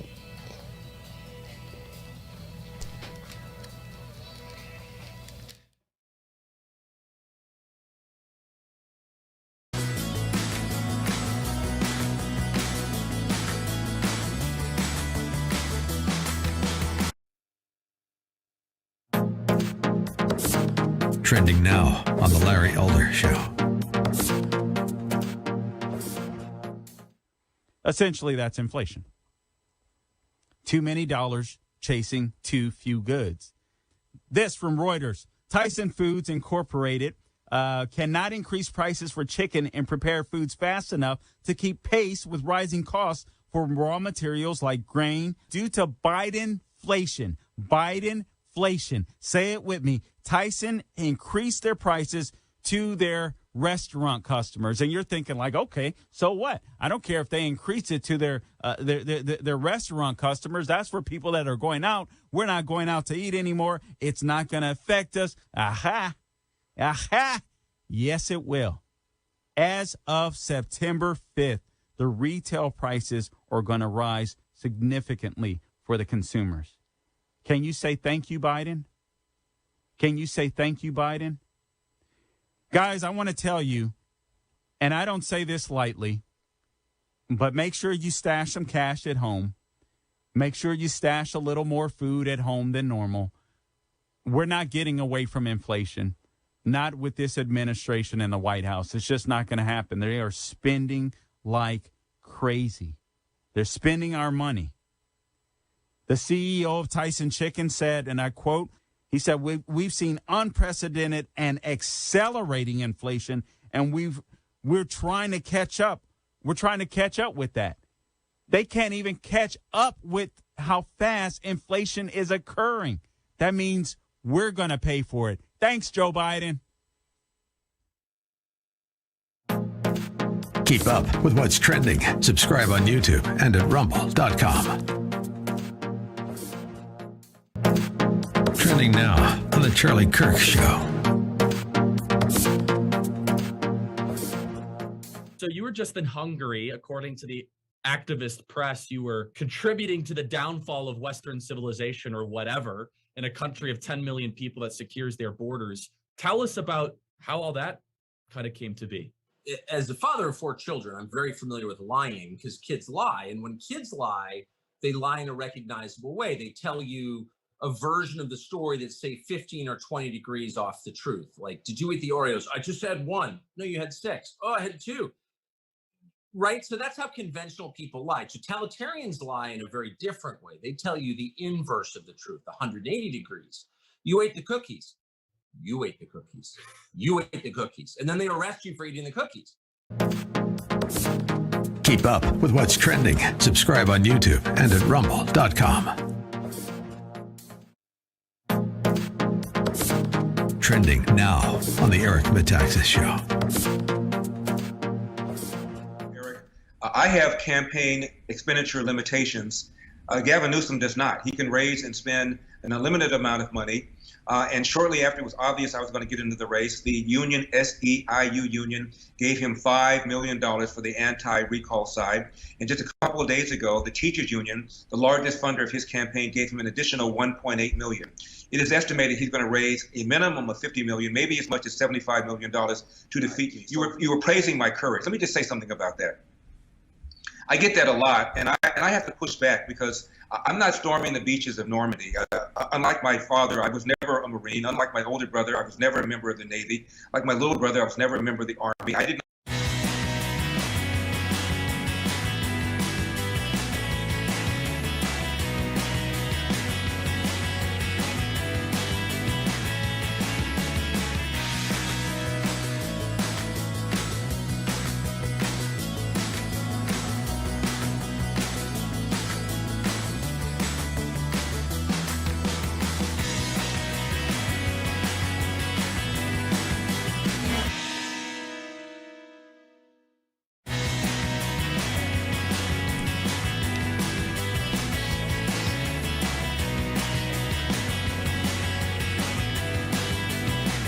Will Witt, Amla Epinobi, if you give $1, you can have a day-long Zoom session with us. Oh, where did we get that figure, Will?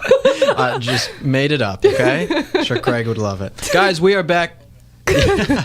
We are standing in for Dennis right now, Amla and I, PragerU personalities. And just a reminder that if you guys like what you're hearing today, and you want to hear more from Amla and me, you can follow us on social media. All of my social media handles are at the Will Witt. Amla's are at the Amala Epinobi. Yeah, It's mine's a little bit more difficult. a little bit more difficult to spell, okay? But if you guys type in the Amala, it's like Kamala, but without the cackles and without the K, then you will find her, okay? So find us both on social media. Give us a follow so that you can keep up to date with everything we're doing and get more and more content from us. Now, we're going to start with this call that is from Julius, like Caesar in New Jersey.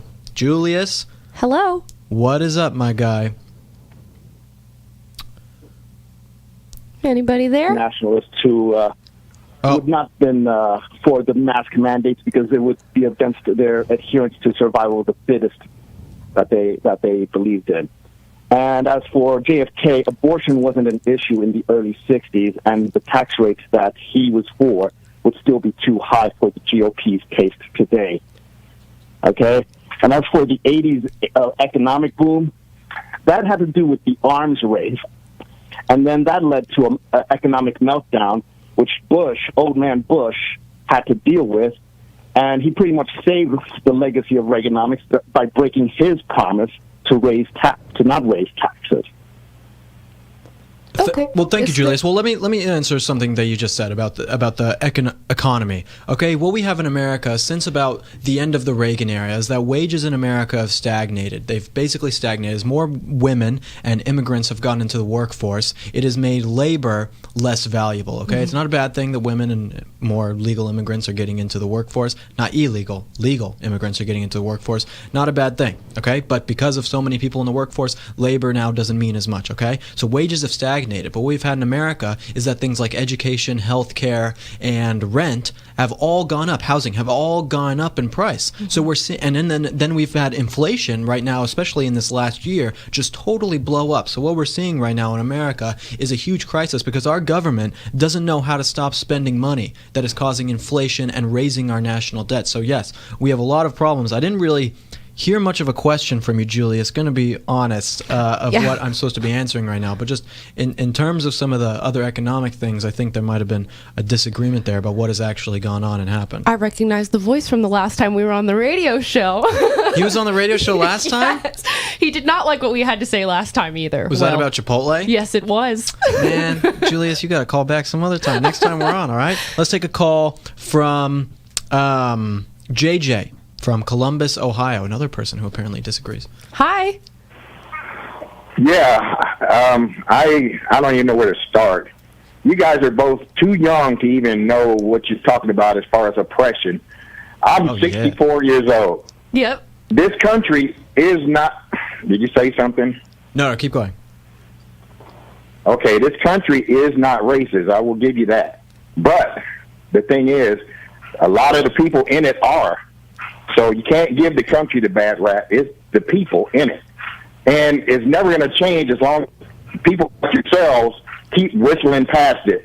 You throw up a couple of black men, you say David Clark for one, and I assume that gentleman that you played the clip saying he wasn't oppressed is black, I guess. I didn't see. Yes, he was. Anyway, you can't throw up one person and say, see, he's not oppressed, so there is no oppression. That's just like me saying, oh, this white man is prejudiced, so that means all of you are. So it is the same thing. You cannot sit here and tell me there is no oppression in this country. I've lived long enough to see it. Not everywhere, no. But it is there, it exists, and just like there are all cops are good people. Perfect. I have a lot of law enforcement in my family, but there are bad cops. Thank you for your call. Yes, I hear exactly what you're saying, JJ. I know exactly what you're saying. Yes, there is not a systemically oppressive network here in this country. There's no systemic racism here in America. Does that say that all racism is gone, that no racist exists? Absolutely not. There are certainly people who go out into the world each day and judge people solely based off their color.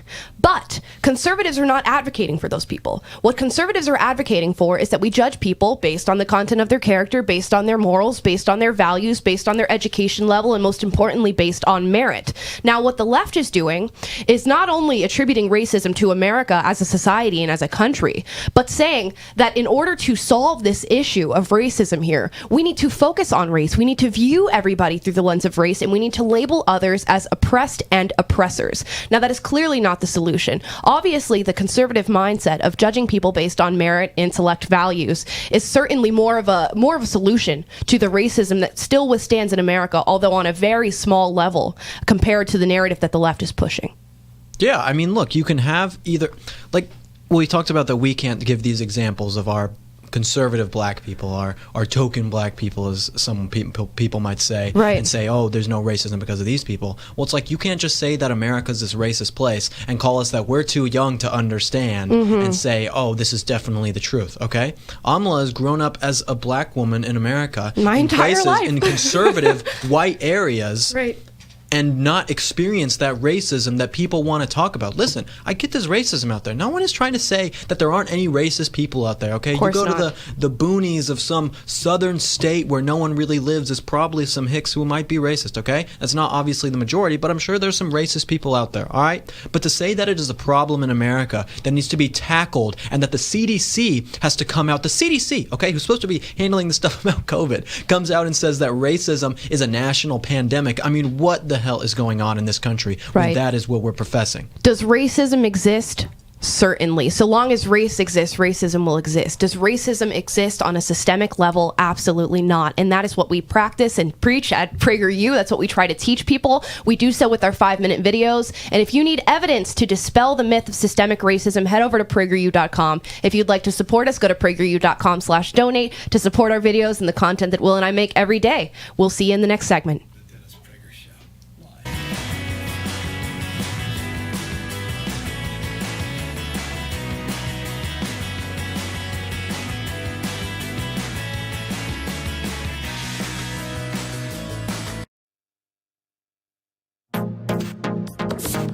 Trending now on The Larry Elder Show. Now, when it comes to inflation, I want you to think of this. This is an easy way for you to understand or to remember what inflation is if this is a topic that's somewhat new to you. It's when too many dollars, so you have tons of money chasing too few goods. There's not enough stuff to buy, in other words. Or think of Black Friday.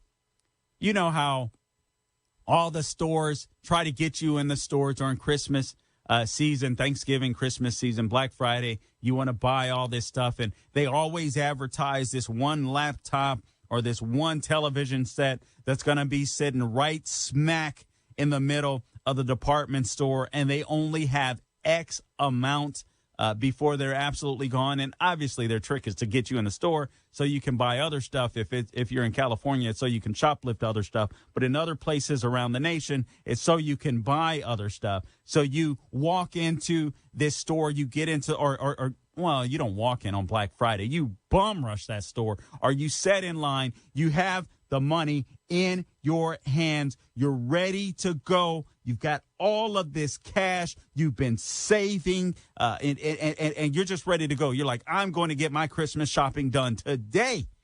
You pull up, you see the line, and you're like, wow, everybody else, the 200 people standing in line in front of me have the same amount of money or cash that I do, but there's only 32 of those televisions.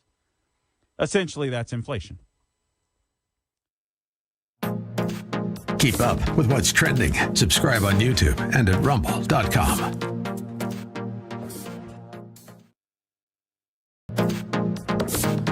Trending now on America First with Sebastian Gorka.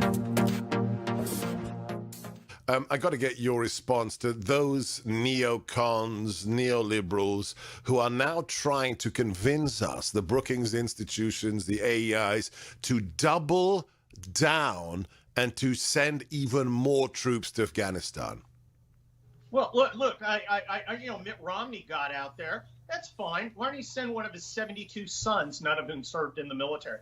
I am sick of them squandering not only our treasure, but our blood on useless, poorly thought out military campaigns. I was all for going in Afghanistan and wreaking unholy vengeance on the people who murdered Americans. But then what happened, Dr. Gorka? A complete strategic tail chase for 20 years. Keep up with what's trending. Subscribe today at rumble.com.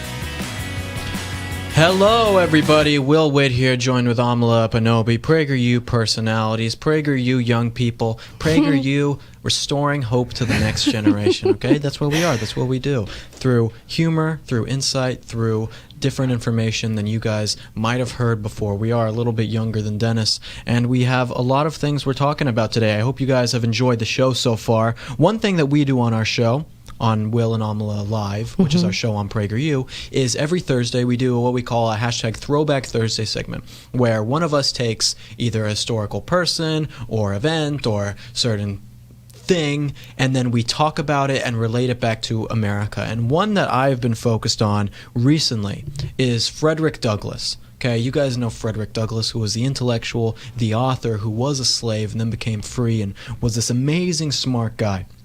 And one thing about Frederick Douglass that I think is so important is that people all around him, white people and people in the North and people in the South too, had these expectations for him that said, you can't be this intellectual, you can't be this smart guy because of where you came from, because you were a slave or because you were black or whatever else. And he totally surpassed all of their expectations and made an amazing life for himself and did amazing things that inspired tons and tons of people. I mean, what an amazing guy. And this is like something now, is people talking about, you have African Americans and women and other progressives and leftists in America talking about how oppressed they are. And it's like Frederick Douglass during that time was someone who would actually be oppressed. And what did he do? He didn't take no for an answer. He rose to the occasion and he strived to be this intellectual who would help people and be a warrior. So you can go on and you can be this leftist person, like maybe somewhat like the person who we talked about before, complaining about racism. You can be that person and complain about all these institutions and things that are against you. Or you can be someone who is like a Frederick Douglass and say, I don't care what all of these people think about me. I know what is right, I know what is true, and I am going to push for the things that I believe in regardless.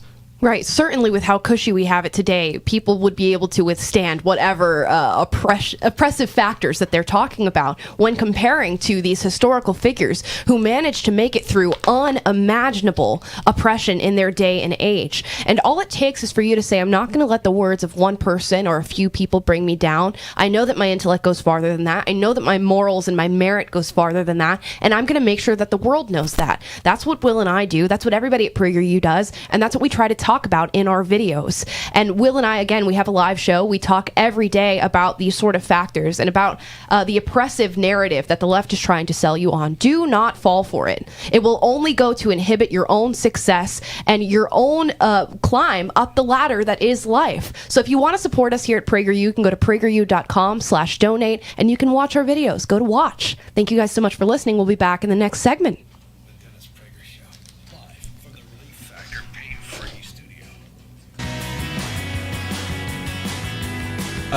I actually think that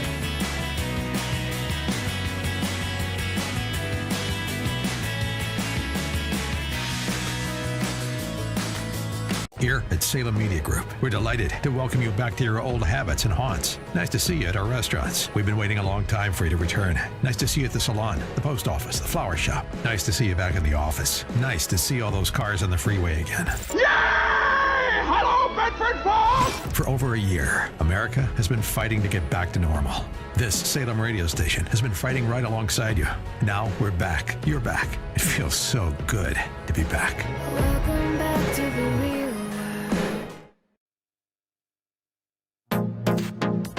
Trending now on the Hugh Hewitt Show. On top of the collapse of the commitment to free enterprise represented by the Democratic Party's full embrace of socialism and the passage of a full-on socialist budget by Bernie Sanders in the Senate after already $4 trillion of spending over 2 years. It will mean $8 trillion of printed money. I was feeling pretty low last night saying, my gosh, what have we done for 20 years? What have we been fighting for 40 years? If we're just going to be a socialist backwaters country that can't keep our commitments to people we fight for, we pull it. Because I began my life with the fall of southern Vietnam, helicopters on the embassy in Saigon. I went to college. I was a sophomore in college when that happened, 1975. And here we are. Kabul will look that way within 30 days. You just realize there's a 1994 out there somewhere. There's a 1980 out there somewhere. Indeed, I think we're going to wipe out the Democrats. This country does not want to be a socialist country. And the Democrats are socialists. All of them. They all voted for it. Now it's going to go to the House. It's a pure transfer of wealth. It's taking the money you earned. They're going to tax at death everything you've got. They're going to not raise the basis. Your houses, your farms, your businesses. They're going to take them away from your kids and tax them, make them sell them. Take 45 to 55% of that and put it into their plans to pay their buddies off in the teachers' unions. And they're going to mask your kids, and they're going to ignore your demands that critical race theory be booted out. And you know what? Time to rise and fight again. Keep up with what's trending. Subscribe on YouTube and at rumble.com. This is Albert Mohler for townhall.com. The editorial board of the Los Angeles Times has put forward a horrifyingly honest argument about abortion. The headline it ran was this: the right to an abortion means the right to have it for any reason. They intend for abortion to be available for any reason, at any time, or for no reason. Their focus was a law passed in 2017 by the legislature in Ohio, a law that seeks to prevent abortion on the grounds that the unborn baby has been diagnosed with Down syndrome. The editorial board of the Los Angeles Times is saying that it is wrong to try to protect unborn babies that are diagnosed with Down syndrome by such a law. Why is it wrong? Because, says the editorial board, it interferes with what is a greater good than human dignity in the womb. And that means a woman's absolute autonomy, and what the paper claims is her constitutional right to destroy the life within her. Like I said, this editorial is honest. It's also horrifying. I'm Albert Mohler. Publicpolicy.pepperdine.edu. Trending now on America First with Sebastian Gorka. This is really it's crucially important. The lessons of the last 20 years is that we are peerless. Our military, when it comes to the application of military force at the tactical or even operational level, has no match in the world, especially Operation Anaconda, the October 2001 operation, when we went in there with just a couple of hundred CIA paramilitaries and guys from Delta and from Bragg, and we leveraged 21,000 members of the Northern Alliance, and we took down the Taliban government. That was textbook. Nobody, not even Julius Caesar, not Napoleon, could do it better. But since then, at the strategic level, Kurt, it's been a disaster. It's been an utter disaster, and frankly, I'm worried about the tactical level. I'm worried that whether or not we still maintain the tactical capabilities that we need for high-intensity combat operations against peer-level competitors like the Chinese, especially, and I write about this in my Monday Town Hall column, Dr. Gorka, especially when you look at the Navy. For nearly 70 years, it has glided on the legacy of the military triumphs in the Pacific theater over the Japanese. And we relied on, we consoled ourselves saying, well, you know, the Chinese technology is getting better. They're getting more and more ships, but we have a naval tradition. You know what? So did the Carthaginians. Okay, the Romans had no navy until they found a Carthaginian warship that had run aground. They copied it, they trained, and they beat the hell out of Carthage. You can find Roman ruins, can't find any Carthaginian ruins. Keep up with what's trending. Subscribe today at rumble.com.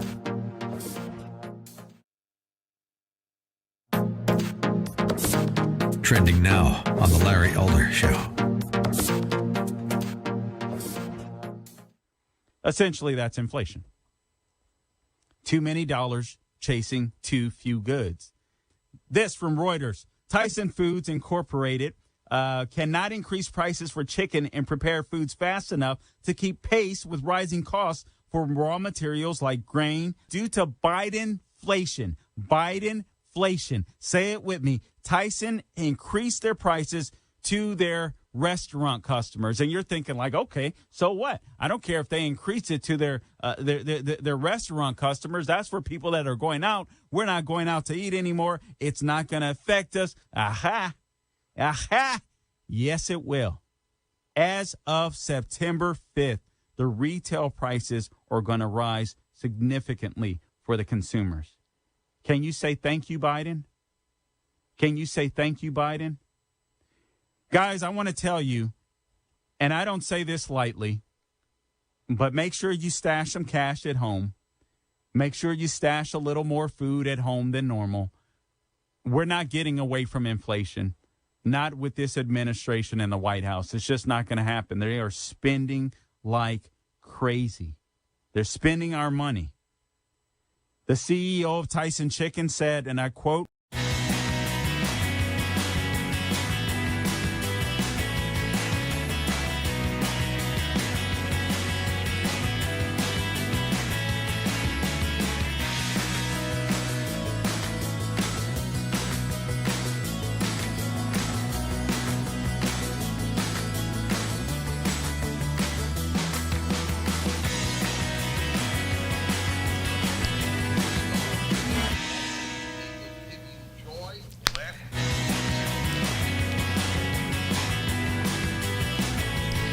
Wow, Dennis Prager, always with the sweetest of He's compliments. so sweet. Will Witt here, joined with Amala Epinobi. We are the hosts of Will and Amala Live Yes, on we are. PragerU. That is every single day at 2:30 p.m. Pacific, 5:30 p.m. Eastern on the PragerU YouTube and Facebook.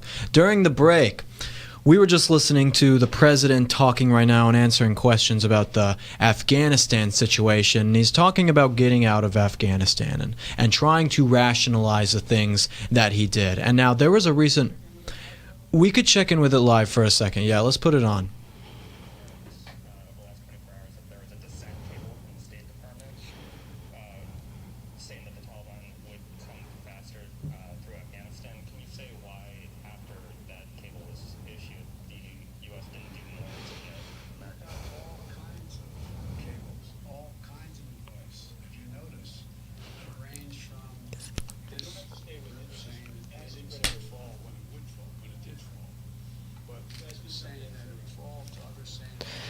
What an interesting answer to that little question. Tell me why you ignored this cable, Mr. President. Well, we have all sorts of cables. Come on, man. Come on, man. The Afghanis, they touch my leg hair. and it 600 turns billion cables.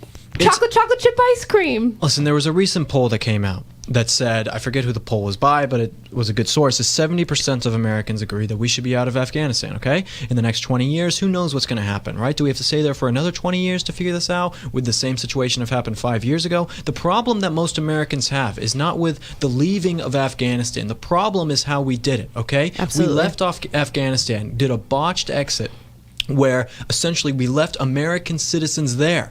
American citizens there before we took everyone out. What are we doing? Right, and we had the capacity and the intelligence to know exactly how this was going to play out. They knew exactly how this was going to go and simply ignored all of the incessant warnings from their intelligence department. It's horrible, and look at what is happening at the airport right now, at the airport in Afghanistan, where there's gunshots and people are scared for their lives, and I've seen that French and UK troops are getting their citizens out, whereas troops in the US are still at the airport worrying about Afghani citizens. I mean, some of these Afghani citizens, they're getting flown around on these jets, and there's tons of them that are like 9 out of 10 from what it looked like in the pictures, who are fighting age men who are leaving their country. Right. And then we still have our own citizens that are still left in Afghanistan, but we're taking the refugees out first. What is happening? Why are we not getting American citizens out of Afghanistan before Afghani refugees? It is a crazy and sad situation to watch play out, and it's super unfortunate that all of this happened with all of the prerequisites to success that we had in our intelligence. It's very, very sad. I don't know. I hope that something can be done about it because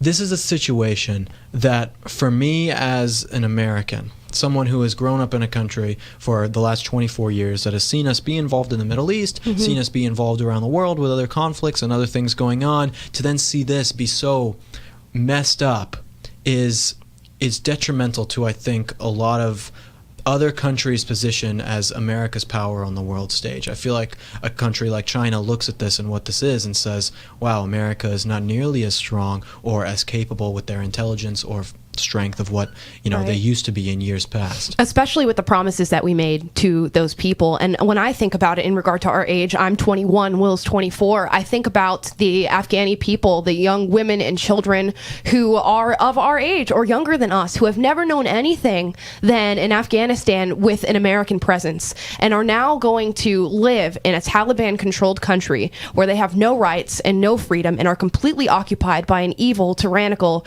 regime. So it's always something that I like to keep in mind, and it is gratitude. It's gratitude for being in America. It's gratitude for waking up here every day. And it is particularly sad to have American citizens who live here, who were born here, talk so badly about this country and about how oppressive their lives are when we see these absolute horrors happening on the other end of the world. If you want to see real oppression, go to Afghanistan. Right. Okay? Just you for Americans, 2 seconds. like some of these people who disagree with us, who call this show, or people on our comments on our show who say that they're so oppressed, go to Afghanistan. And I don't want to say that because people are being oppressed in Afghanistan, that you can't be oppressed in America, right, because there are things in America that are happening that are bad. But the things that the left complains about, the patriarchy, racism, pay gap, all these kinds of things, go to Afghanistan or places in the Middle East, or go to Somalia and see that they're mutilating the genitals of females in that country, and then tell me that you are oppressed by the patriarchy here. Right. Go to a country where you have absolutely no freedom to even speak about how oppressed you are. Go to somewhere like North Korea, where you are born into a dictatorship regime, to where you can't even fathom the term oppression. You don't even know what the term oppression means, and you don't even know that you're oppressed because it's all that you've ever known, and you know nothing outside of that country. In America, you are applauded for being oppressed. Right. Do you understand that? People who are listening, in America, if you come out and say, I am oppressed and I am weak and a victim, what do people do? They clap. They clap. They cheer. Yeah. Oppression is currency in the United States of America. Exactly. The more intersectional you are, the more oppressed you are, the more that people will clap for you. How crazy is that? And then to think that they are oppressed when people are clapping for their oppression. You get awards, you get scholarships, you get certain special privileges for being part of this oppressed class and announcing that you are so oppressed. You get more than someone who says, I am an individual, I am not a victim. It's a career path in America 100%. To be an activist. You can go to college, you can study it, and you don't even have to. I didn't go to college, and I was paid an exorbitant amount of money to talk about how oppressed I was, and then to travel around to different middle schools and high schools, find young kids who are already disillusioned, and then convince them of their own oppression. That is a paid job here in America. So use that to think of the scope of how oppressed you are in this nation. How much you get paid? I'm not going to state that out loud.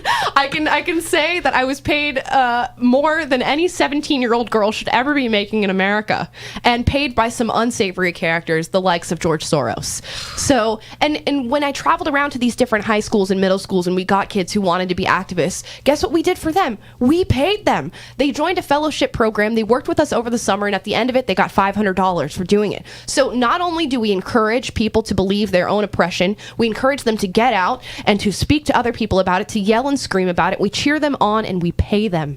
Wow. When I was in college doing campus stuff and talking to people, I never got paid.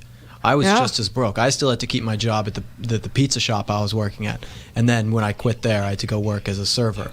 And I had to do that the whole time while I was like trying to do my political stuff. And that's surprising. I didn't know that they would pay these young people to do that. You have to think about this, and this is what I'll say to anybody who's listening right now. When you see these protests that happen in America that are all over the streets and everybody's screaming and there's signs and people are talking about how oppressed they are, remember that those signs are paid for. Remember that those organizers are paid for. Remember that a lot of those people who are out there in the street protesting are paid to be there and encouraged to be there. And it is very easy to convince somebody of their own oppression. It is very difficult to convince somebody that they aren't oppressed. It is very difficult to convince somebody that they are a victor and that they are only victim to their own choices. It is a much easier sell to be a leftist than it is to be a conservative. And that's why we're here. That's why we are two young people trying to convince other young people to come to our side, because I can promise you it's a lot more fulfilling, and you'll feel a lot better about your place in the world.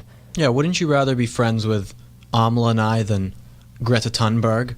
We're way more fun. If your answer okay? is no, don't tell us. Yeah, don't tell us. But if you want to tell us something, call in 1-8-PRAGER-776. That's 1-8-PRAGER-776. And I want to take this question real quick in response to one that we talked about earlier. This is from Houston, from Phoenix, Arizona. Hi. Hey, how's it going, guys? I just wanted to say that our institutions are completely compromised, our government's compromised, our military's compromised, CRT. Right. How are we supposed to be, the world leaders when we're worried about critical race theory? And, I mean, it seems that we're already taken over. And the parallels between now and what's going on now and in Nazi Germany are just unbelievable. And we're on a very dangerous road. And if our younger generation, my generation, and the one below me does not wake up to this, we're going to lose this country, and we're going to be slaves to the system. 100%, Houston. That's exactly right. Thank you you so much for calling, and it's true. Like we get people on when I use that reference. If you guys have been listening earlier in the show, that in the 1930s, no medical institution barely any doctors actually went against the Third Reich in that country when Nazis were coming to power, and then they joined the Nazis, right? And that is a consensus, quote unquote, of the experts, quote unquote, right? Who wouldn't have joined this, and then people say, no, you can't say that. You can't say any sort of comparisons to the Nazis. It's not the same. And it's like, okay, listen, we're not having these Jews and people in America be mass killed or anything like that right now. Okay, but what you do have is things that happen in totalitarian regimes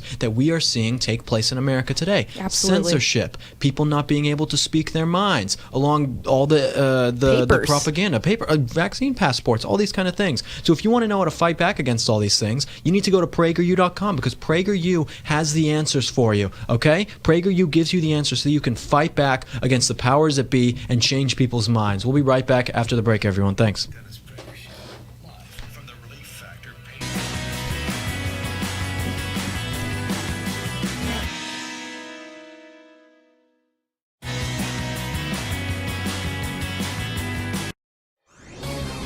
This is Albert Mohler for Townhall.com. The editorial board of the Los Angeles Times has put forward a horrifyingly honest argument about abortion. The headline it ran was this: the right to an abortion means the right to have it for any reason. They intend for abortion to be available for any reason, at any time, or for no reason. Their focus was a law passed in 2017 by the legislature in Ohio, a law that seeks to prevent abortion on the grounds that the unborn baby has been diagnosed with Down syndrome. The editorial board of the Los Angeles Times is saying that it is wrong to try to protect unborn babies that are diagnosed with Down syndrome by such a law. Why is it wrong? Because, says the editorial board, it interferes with what is a greater good than human dignity in the womb. And that means a woman's absolute autonomy, and what the paper claims is her constitutional right to destroy the life within her. Like I said, this editorial is honest. It's also horrifying. I'm Albert Mohler. Publicpolicy.pepperdine.edu. Trending now on America First with Sebastian Gorka. This is really it's crucially important. The lessons of the last 20 years is that we are peerless. Our military, when it comes to the application of military force at the tactical or even operational level, has no match in the world, especially Operation Anaconda, the October 2001 operation, when we went in there with just a couple of hundred CIA paramilitaries and guys from Delta and from Bragg, and we leveraged 21,000 members of the Northern Alliance, and we took down the Taliban government. That was textbook. Nobody, not even Julius Caesar, not Napoleon, could do it better. But since then, at the strategic level, Kurt, it's been a disaster.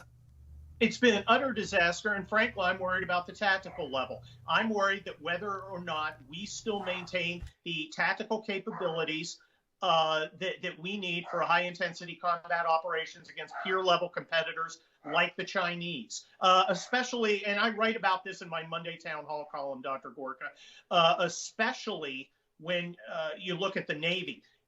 For nearly 70 years, it has glided on the legacy of the military triumphs in the Pacific theater over the Japanese. And we relied on, we consoled ourselves saying, well, you know, the Chinese technology is getting better. They're getting more and more ships, but we have a naval tradition. You know what? So did the Carthaginians. Okay, the Romans had no navy until they found a Carthaginian warship that had run aground. They copied it, they trained, and they beat the hell out of Carthage. You can find Roman ruins, can't find any Carthaginian ruins. Keep up with what's trending. Subscribe today at rumble.com.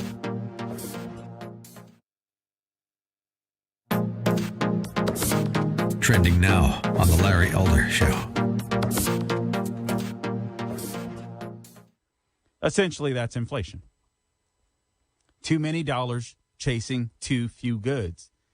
This from Reuters. Tyson Foods Incorporated cannot increase prices for chicken and prepared foods fast enough to keep pace with rising costs for raw materials like grain due to Bidenflation. Bidenflation. Say it with me. Tyson increased their prices to their restaurant customers, and you're thinking like, okay, so what? I don't care if they increase it to their restaurant customers. That's for people that are going out. We're not going out to eat anymore. It's not going to affect us. Aha. Yes, it will. As of September 5th, the retail prices are going to rise significantly.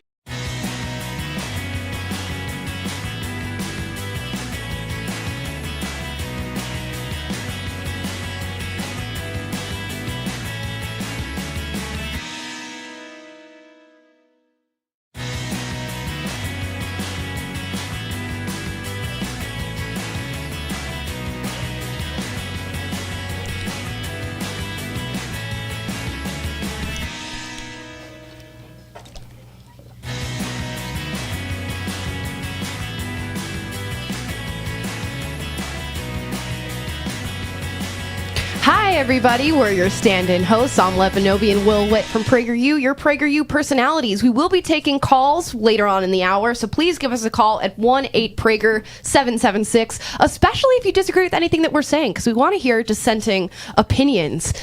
Yes, if you hate me, call me. That's my new ad, okay? Yeah. If you hate me, call me. Let's put that on a t-shirt. Yeah, I would love that. Now, our president, Biden, just finished addressing the press in regard to his botched pullout from Afghanistan. Let's take a listen to this clip. Very different story. But the overwhelming consensus was that they were not going to collapse. The Afghan forces, they were not going to leave. They were not going to just abandon and put down their arms and take off. So that's what's happened. Thank you very, very much.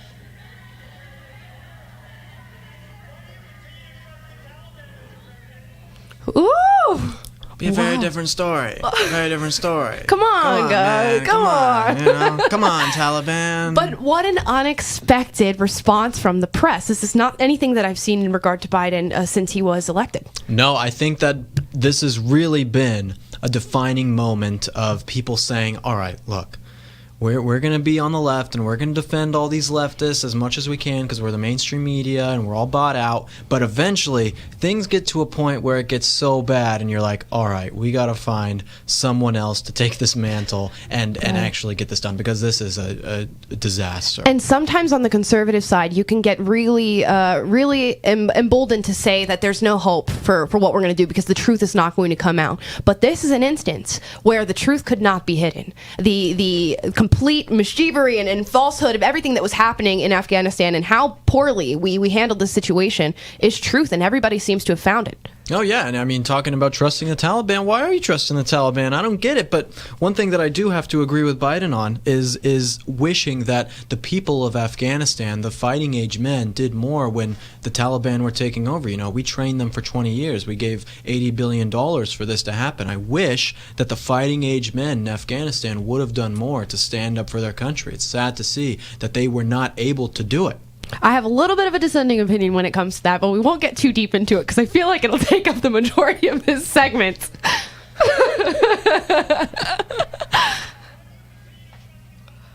Wow, what a response from the press. What a response. It's just crazy to hear.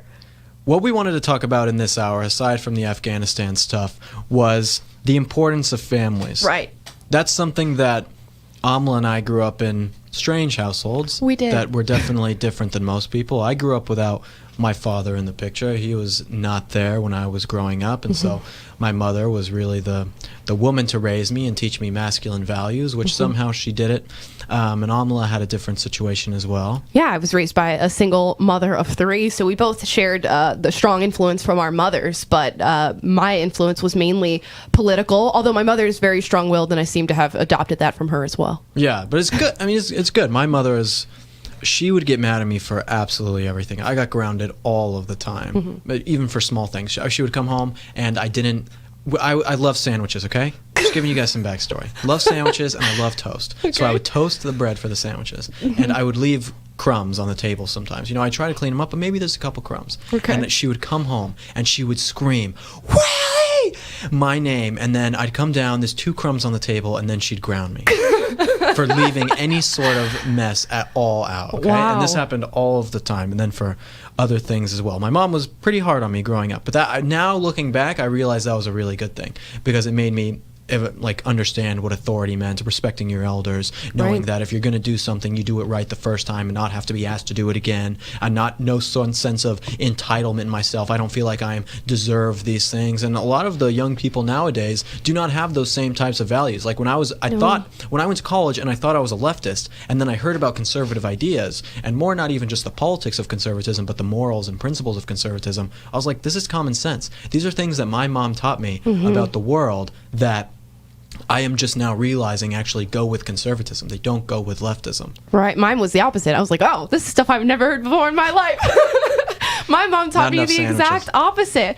But it's not only that kids or people our age don't want to teach these values to their children. They don't even want to have children. And that's a sad reality, and it's a stark reality that we're facing right now in America, that a large portion of young people are not in the business of making families. They don't want children, and they're being convinced by the political left that is the better option. That's the more fulfilling option, is to not have children in this country. Yeah, but in getting married and having children, your life will get exponentially better. Yep. Okay, I'm sure there are a few of you listening right now who will say, "Oh, well, I'm a 45-year-old aunt, and I love drinking wine. My life's way better off without any sort of children. Live, laugh, wine." And I'm like, okay. You want to live your life like that? That's fine. You can do that, all right? No one is forcing you to get married and have children. Right. But overall, statistically, your life will be better, and the American population will be better off when people go into pairs and get married and have children. You are happier. You smoke and drink less. Men actually make more money. You volunteer in the community more when you're married. I mean, these are all very good things, and it's a backbone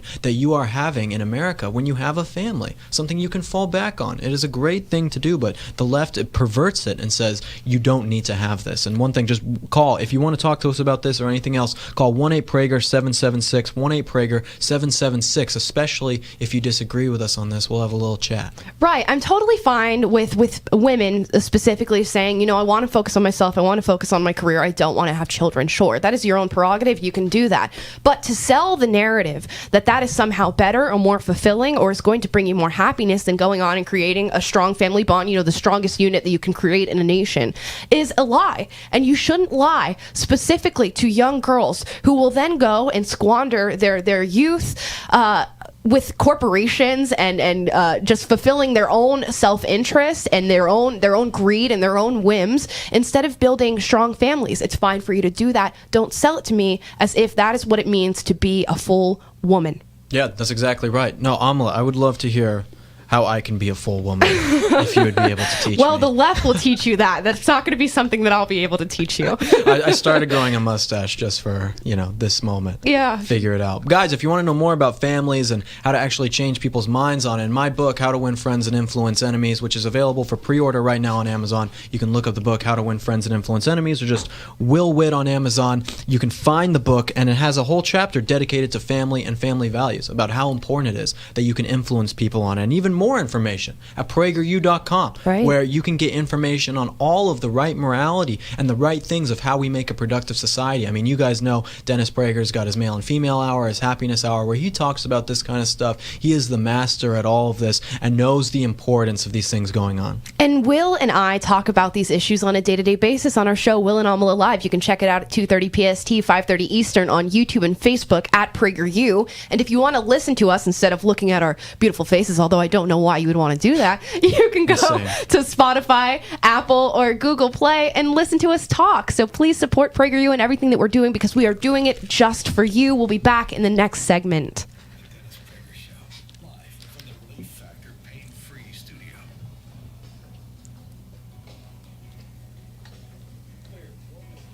Perfect. Oh, yeah.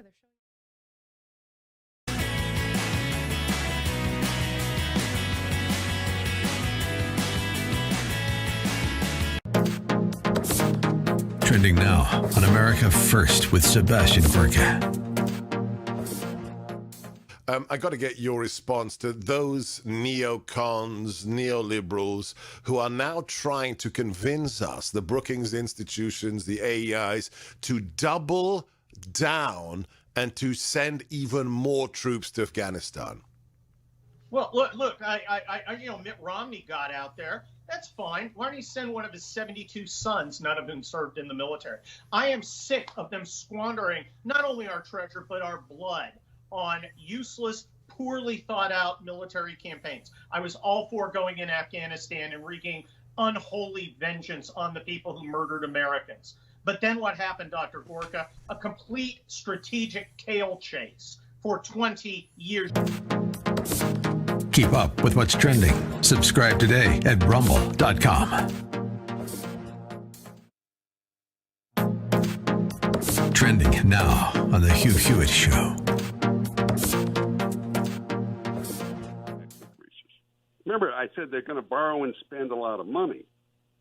Now, when the tax increases come up, this is going to be to borrow and spend enormous amounts of money, force inflation up without addressing even the safety net needs. Forget about defense, which they're not spending any money on either, right? Right. And then it's ushering in its chaos, a sort of left-wing flavored chaos. And I think it's because they don't have the votes, and they don't really have the plan to do anything else. Now, you know Joe Biden, and you know Bernie Sanders. Is Joe Biden in charge of this, or has Bernie Sanders just been deferred to? Yeah, I think this is sort of policy by default. What is it we can do that we can tell the activist base they should like? I don't think at the end of the day they're going to be satisfied either, and then we'll do that. I kind of think that's what's happening. I say I'm not trying to, because I don't see any other logic behind it. I mean, again, there are basic needs that need to be addressed in the social safety net system. There's a whole lot of things that need to be done. And then I look at the tax increases. You're right about the death tax. That's going to slam. I chaired the Small Business Committee for 4 years. All it does is make small businesses and farms impossible to pass on the next generation. The last and time houses. You know how much money we raised from the death tax? $20 billion a year. Wow. It's just not worth the candle to destroy the American dream for so many people. Keep up with what's trending. Subscribe on YouTube and at rumble.com. Trending now on The Charlie Kirk Show. Tucker, you mentioned early here that the country, just as a population, has nearly tripled since you started in journalism. Can you talk about that? Because you make that point so profoundly earlier that, hey, this country has nearly tripled in size, yet we have like a fraction of the freedom. How did that happen? Well, one is a product of the other. I mean, big systems don't work very well. Ask anybody who served in the U.S. Army. Every veteran, Vietnam-era veteran, for example, you go over to Vietnam, you fight a ridiculous war, you see people die, you come back, and you still love America. I've never met anyone who served in the military, including my own dad during that time, who doesn't love America, truly love America. But if they're on,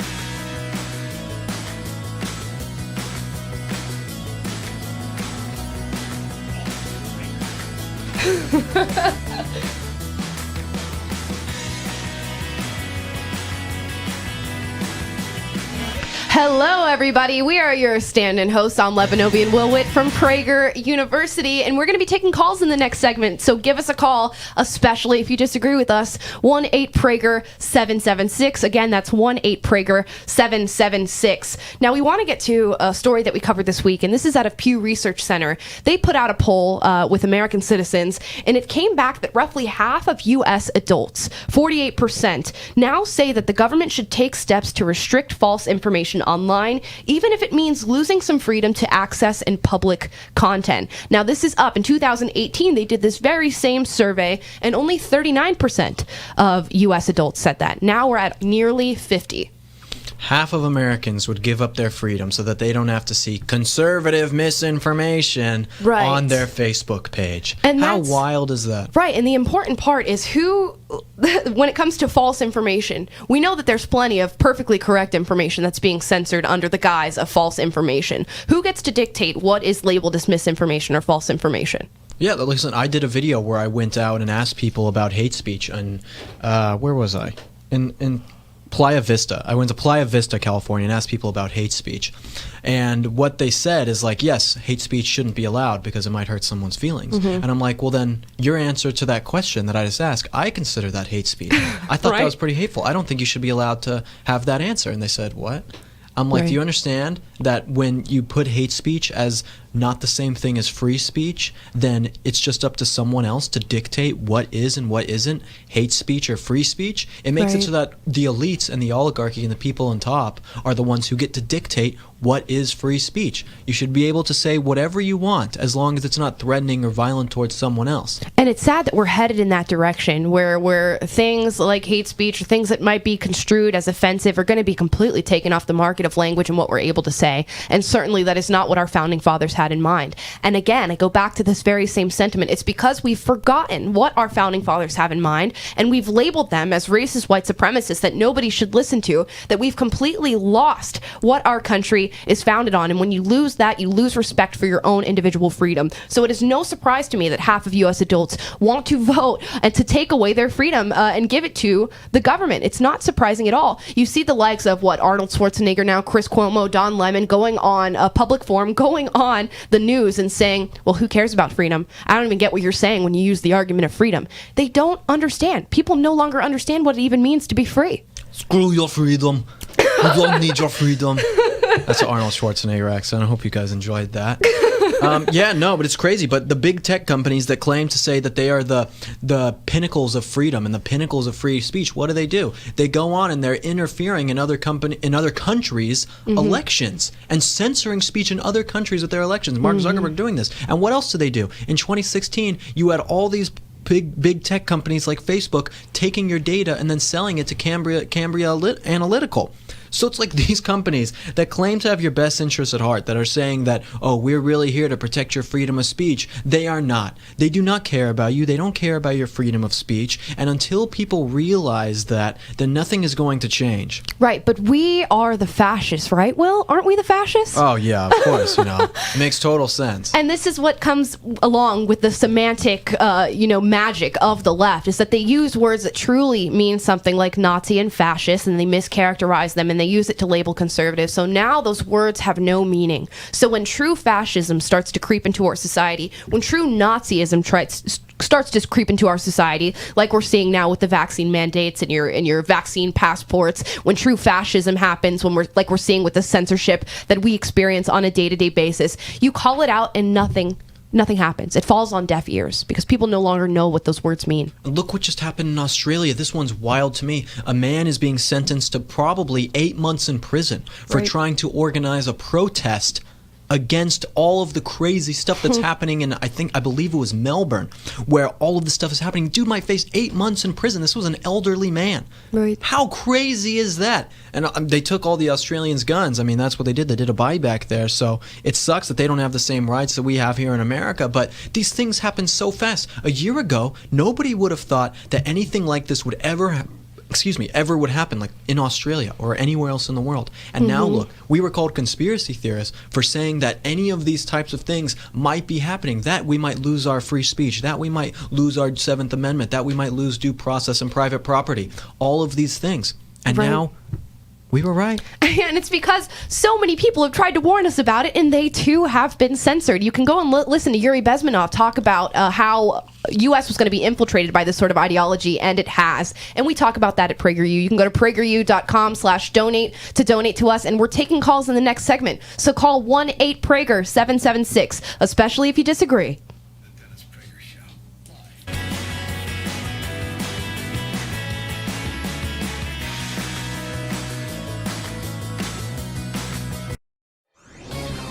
This is Albert Mohler for townhall.com. The editorial board of the Los Angeles Times has put forward a horrifyingly honest argument about abortion.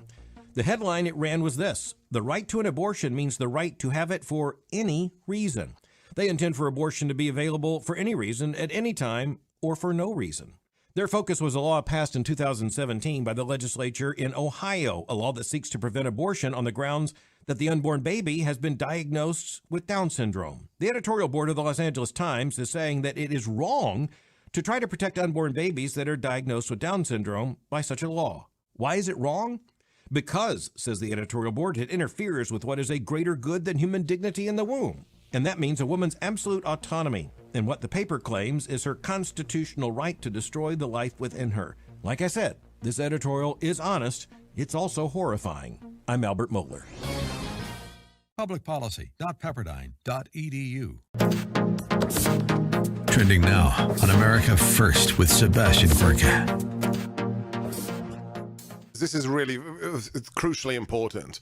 The lessons of the last 20 years is that we are peerless. Our military, when it comes to the application of military force at the tactical or even operational level, has no match in the world, especially Operation Anaconda. The October 2001 operation, when we went in there with just a couple of hundred CIA paramilitaries and guys from Delta and from Bragg, and we leveraged 21,000 members of the Northern Alliance, and we took down the Taliban government. That was textbook. Nobody, not even Julius Caesar, not Napoleon, could do it better. But since then, at the strategic level, Kurt, it's been a disaster.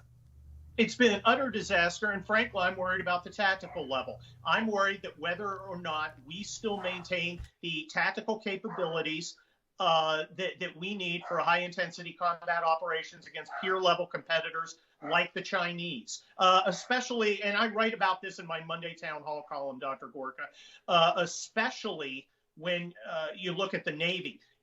For nearly 70 years, it has glided on the legacy of the military triumphs in the Pacific theater over the Japanese.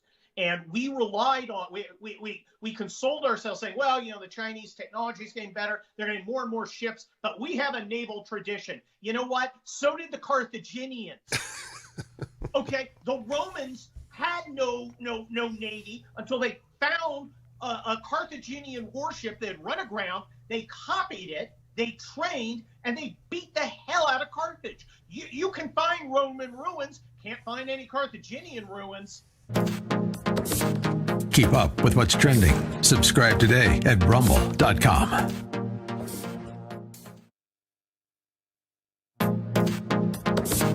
Trending now on The Larry Elder Show.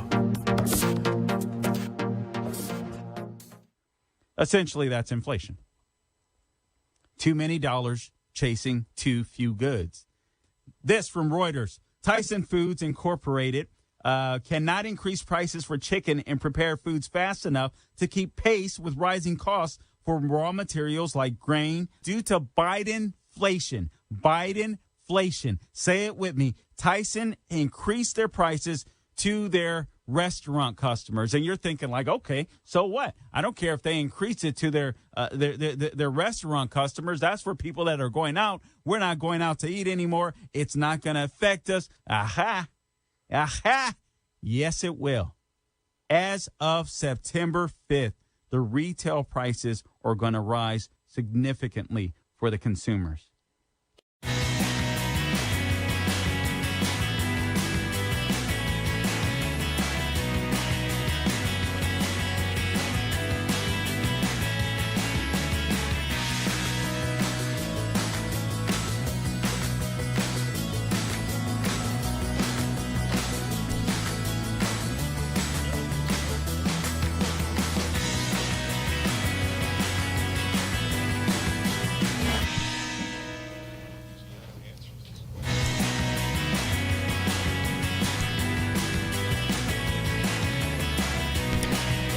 Hi, everybody. We're back. Will and Amala, your stand-in guest for Dennis Prager. We are going to be taking calls in this segment, so please give us a call, 1-8-PRAGER-776, especially if you disagree with us. But first, I want to talk about fighting against tyranny. Now, this has been something that has always been important in America. Our founding fathers knew it. We know it today. And tyranny is at our doorstep right now. We have a lot of states and a lot of cities across the United States that are pushing for vaccination passports, and we want to speak out against that. Will and I, tomorrow, are going to be at a rally fighting for our freedom, speaking out against vaccine passport legislation. It's going to be at 1615 Ocean Avenue. Again, that's 1615 Ocean Avenue in Santa Monica, California. I'll be singing the national anthem. Will is going to be given a brazen speech about how he feels about all of this. Yeah, that's noon at Tongva Park, I believe is what it's called. Yes. Tongva Park at noon tomorrow. All right, let's take one of these calls. Let's get into Tom from Glendora, California. You've been hanging on the line a long time. Let's get you on, Tom. Hi, Tom. Hello there, Amala and Will. Thank you so much for putting me on. I'll try to be brief with two quick comments. Sure. Number one, you two are an amazing, dynamic, dynamite duo of good, young, Christian folks.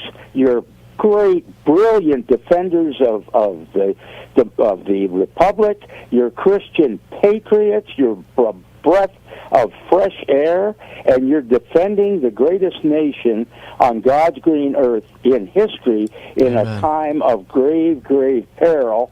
You're such a breath of fresh air that I'm an old, beat-up 76-year-old geezer, asthmatic. I can throw away my inhaler to open my lungs and listen to you guys. Thank you so much. Oh, that's so kind. Comment number two, if I might. This is the most important. Will, you're great. Amala's great. But what really makes my day, and I'm only half kidding, is Amala's sweet, infectious, kind, ebullient laugh.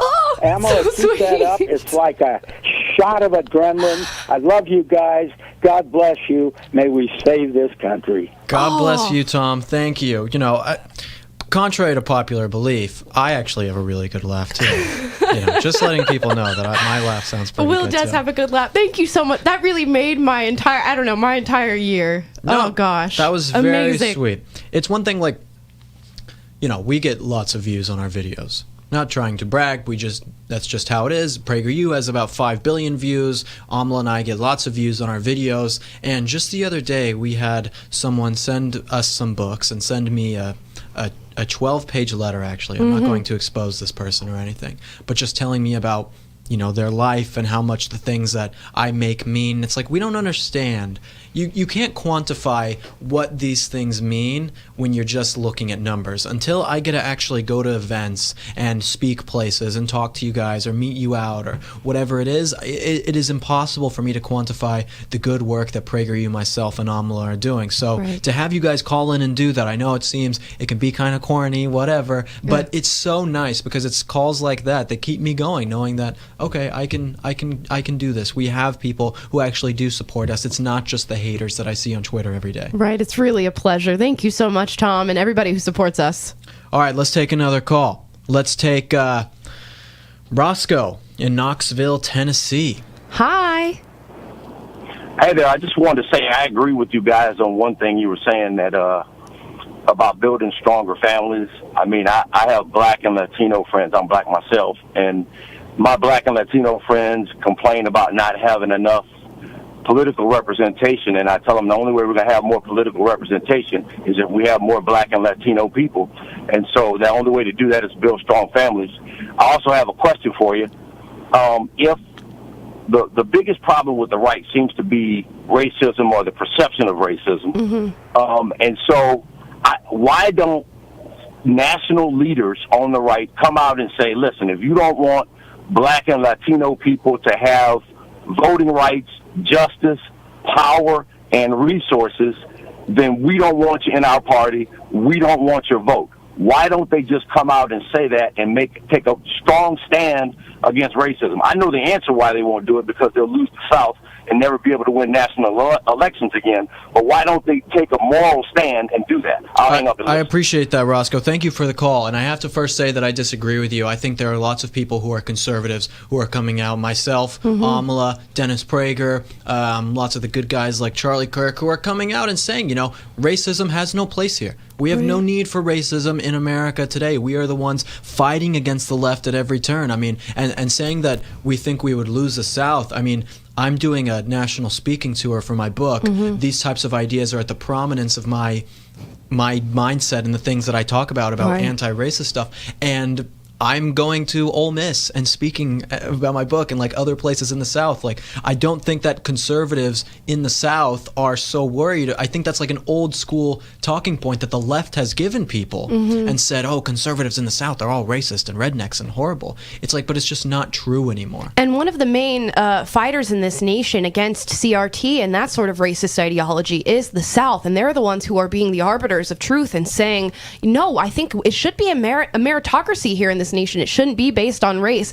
But the South does get characterized as that sort of racist belt of the United States. But I like the point that you made about Black and Latino people building strong families. And if you really look into the history of the left and their politics, they are fervently against Black and Latino people building strong families. Look at their strong endorsement of pro-choice legislation, which we know disproportionately affects Black and Latino families here in America. We have cities like New York City where more Black children are aborted than born. And this is disproportionately affecting people of color, yet the left advocates for it very, very strongly. And you should go towards the side that is advocating for you to build strong conservative families. That is exactly right. Amala, you say things so well. Much better than anyone else. And because she says things so well, it means that you need to find out more of the things that she says by going to PragerU.com, because at PragerU.com, it's full of Amala, it's full of Dennis, it's full of me, it's full of other great speakers like Tucker Carlson, Ben Shapiro, lots of other, Adam Carolla, Steven Crowder, lots of great people, Candace Owens. I mean, the list goes on. And it's full of all of these great speakers with the best ideas that are diluted into 5 minutes that you can take and talk to people about. Go to PragerU.com/donate to help us today.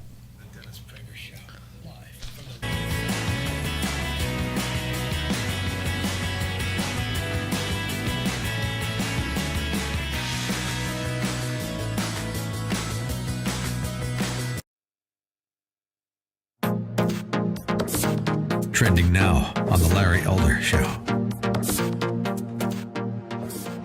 Now, when it comes to inflation, I want you to think of this. This is an easy way for you to understand or to remember what inflation is if this is a topic that's somewhat new to you. It's when too many dollars, so you have tons of money chasing too few goods.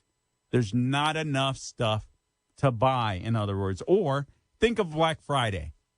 You know how all the stores try to get you in the stores during Christmas season, Thanksgiving, Christmas season, Black Friday. You want to buy all this stuff, and they always advertise this one laptop or this one television set that's going to be sitting right smack in the middle of the department store, and they only have X amount before they're absolutely gone. And obviously their trick is to get you in the store so you can buy other stuff. If you're in California, it's so you can shoplift other stuff. But in other places around the nation, it's so you can buy other stuff. So you walk into this store, you get into, or well, you don't walk in on Black Friday. You bum rush that store, or you set in line. You have the money in your hands. You're ready to go. You've got all of this cash you've been saving, and you're just ready to go. You're like, I'm going to get my Christmas shopping done today.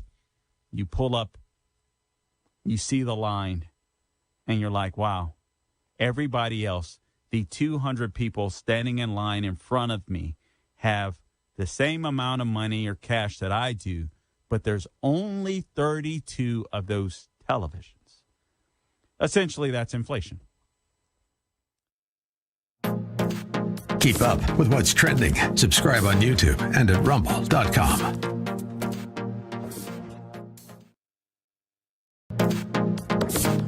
Trending now on America First with Sebastian Gorka.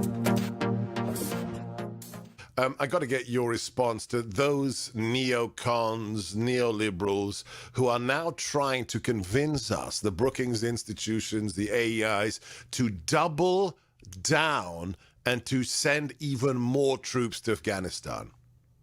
Well, look, Mitt Romney got out there. That's fine. Why don't he send one of his 72 sons? None of them served in the military. I am sick of them squandering not only our treasure, but our blood on useless, poorly thought out military campaigns. I was all for going in Afghanistan and wreaking unholy vengeance on the people who murdered Americans. But then what happened, Dr. Gorka? A complete strategic tail chase for 20 years.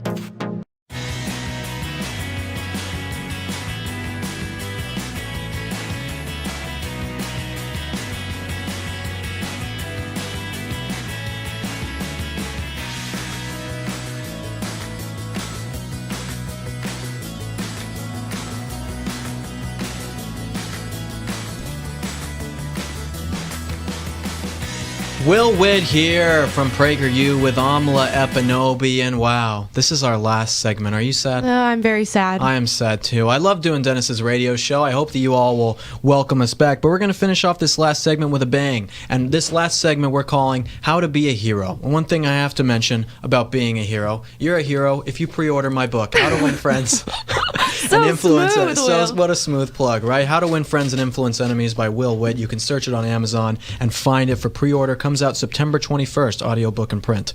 But in my book, what I talk about is the ways that you can actually stand up for the things you believe in. That's what PragerU talks about. And that a hero, by definition, is someone who knows that there is evil around them, and instead of being a follower, decides to be a leader and says, okay, there are bad things happening in the world. Mm-hmm. There is evil happening in the world. I can either sit back and say, oh, it's just going to be all bad, or someone else is going to take care of it. Or you can be that person to go out of the way and say, I am going to take on this evil myself. I completely agree. And we often fall into the mindset, and you can fall into this nihilist mindset of it's never going to get better and there's nothing that I can do about it. But think about it this way.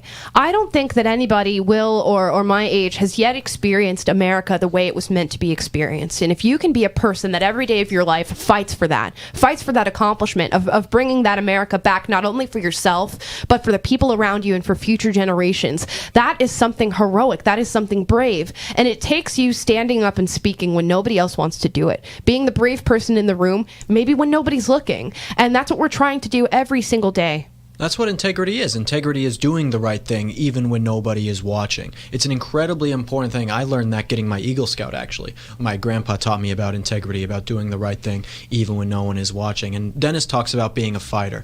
And you can either be a fighter, someone like me, someone like Amla, out on the front lines fighting, or you can be someone who supports the fighters. And that is almost just as important, because people like Amla and I, people like Dennis, people like Tucker Carlson, we need support.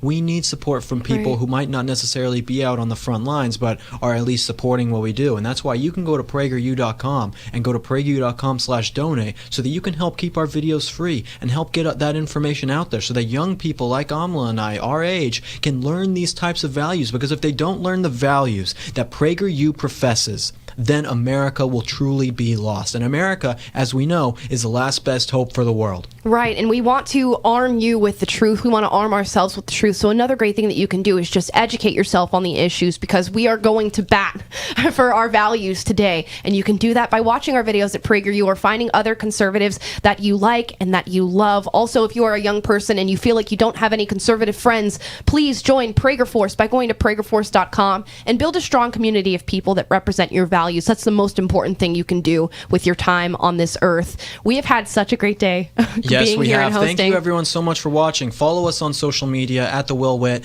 at the Amala Epinobi. Go to PragerU.com and stay strong out there. Be brave, be a hero, fight for what you believe in. Thanks, guys. Peace.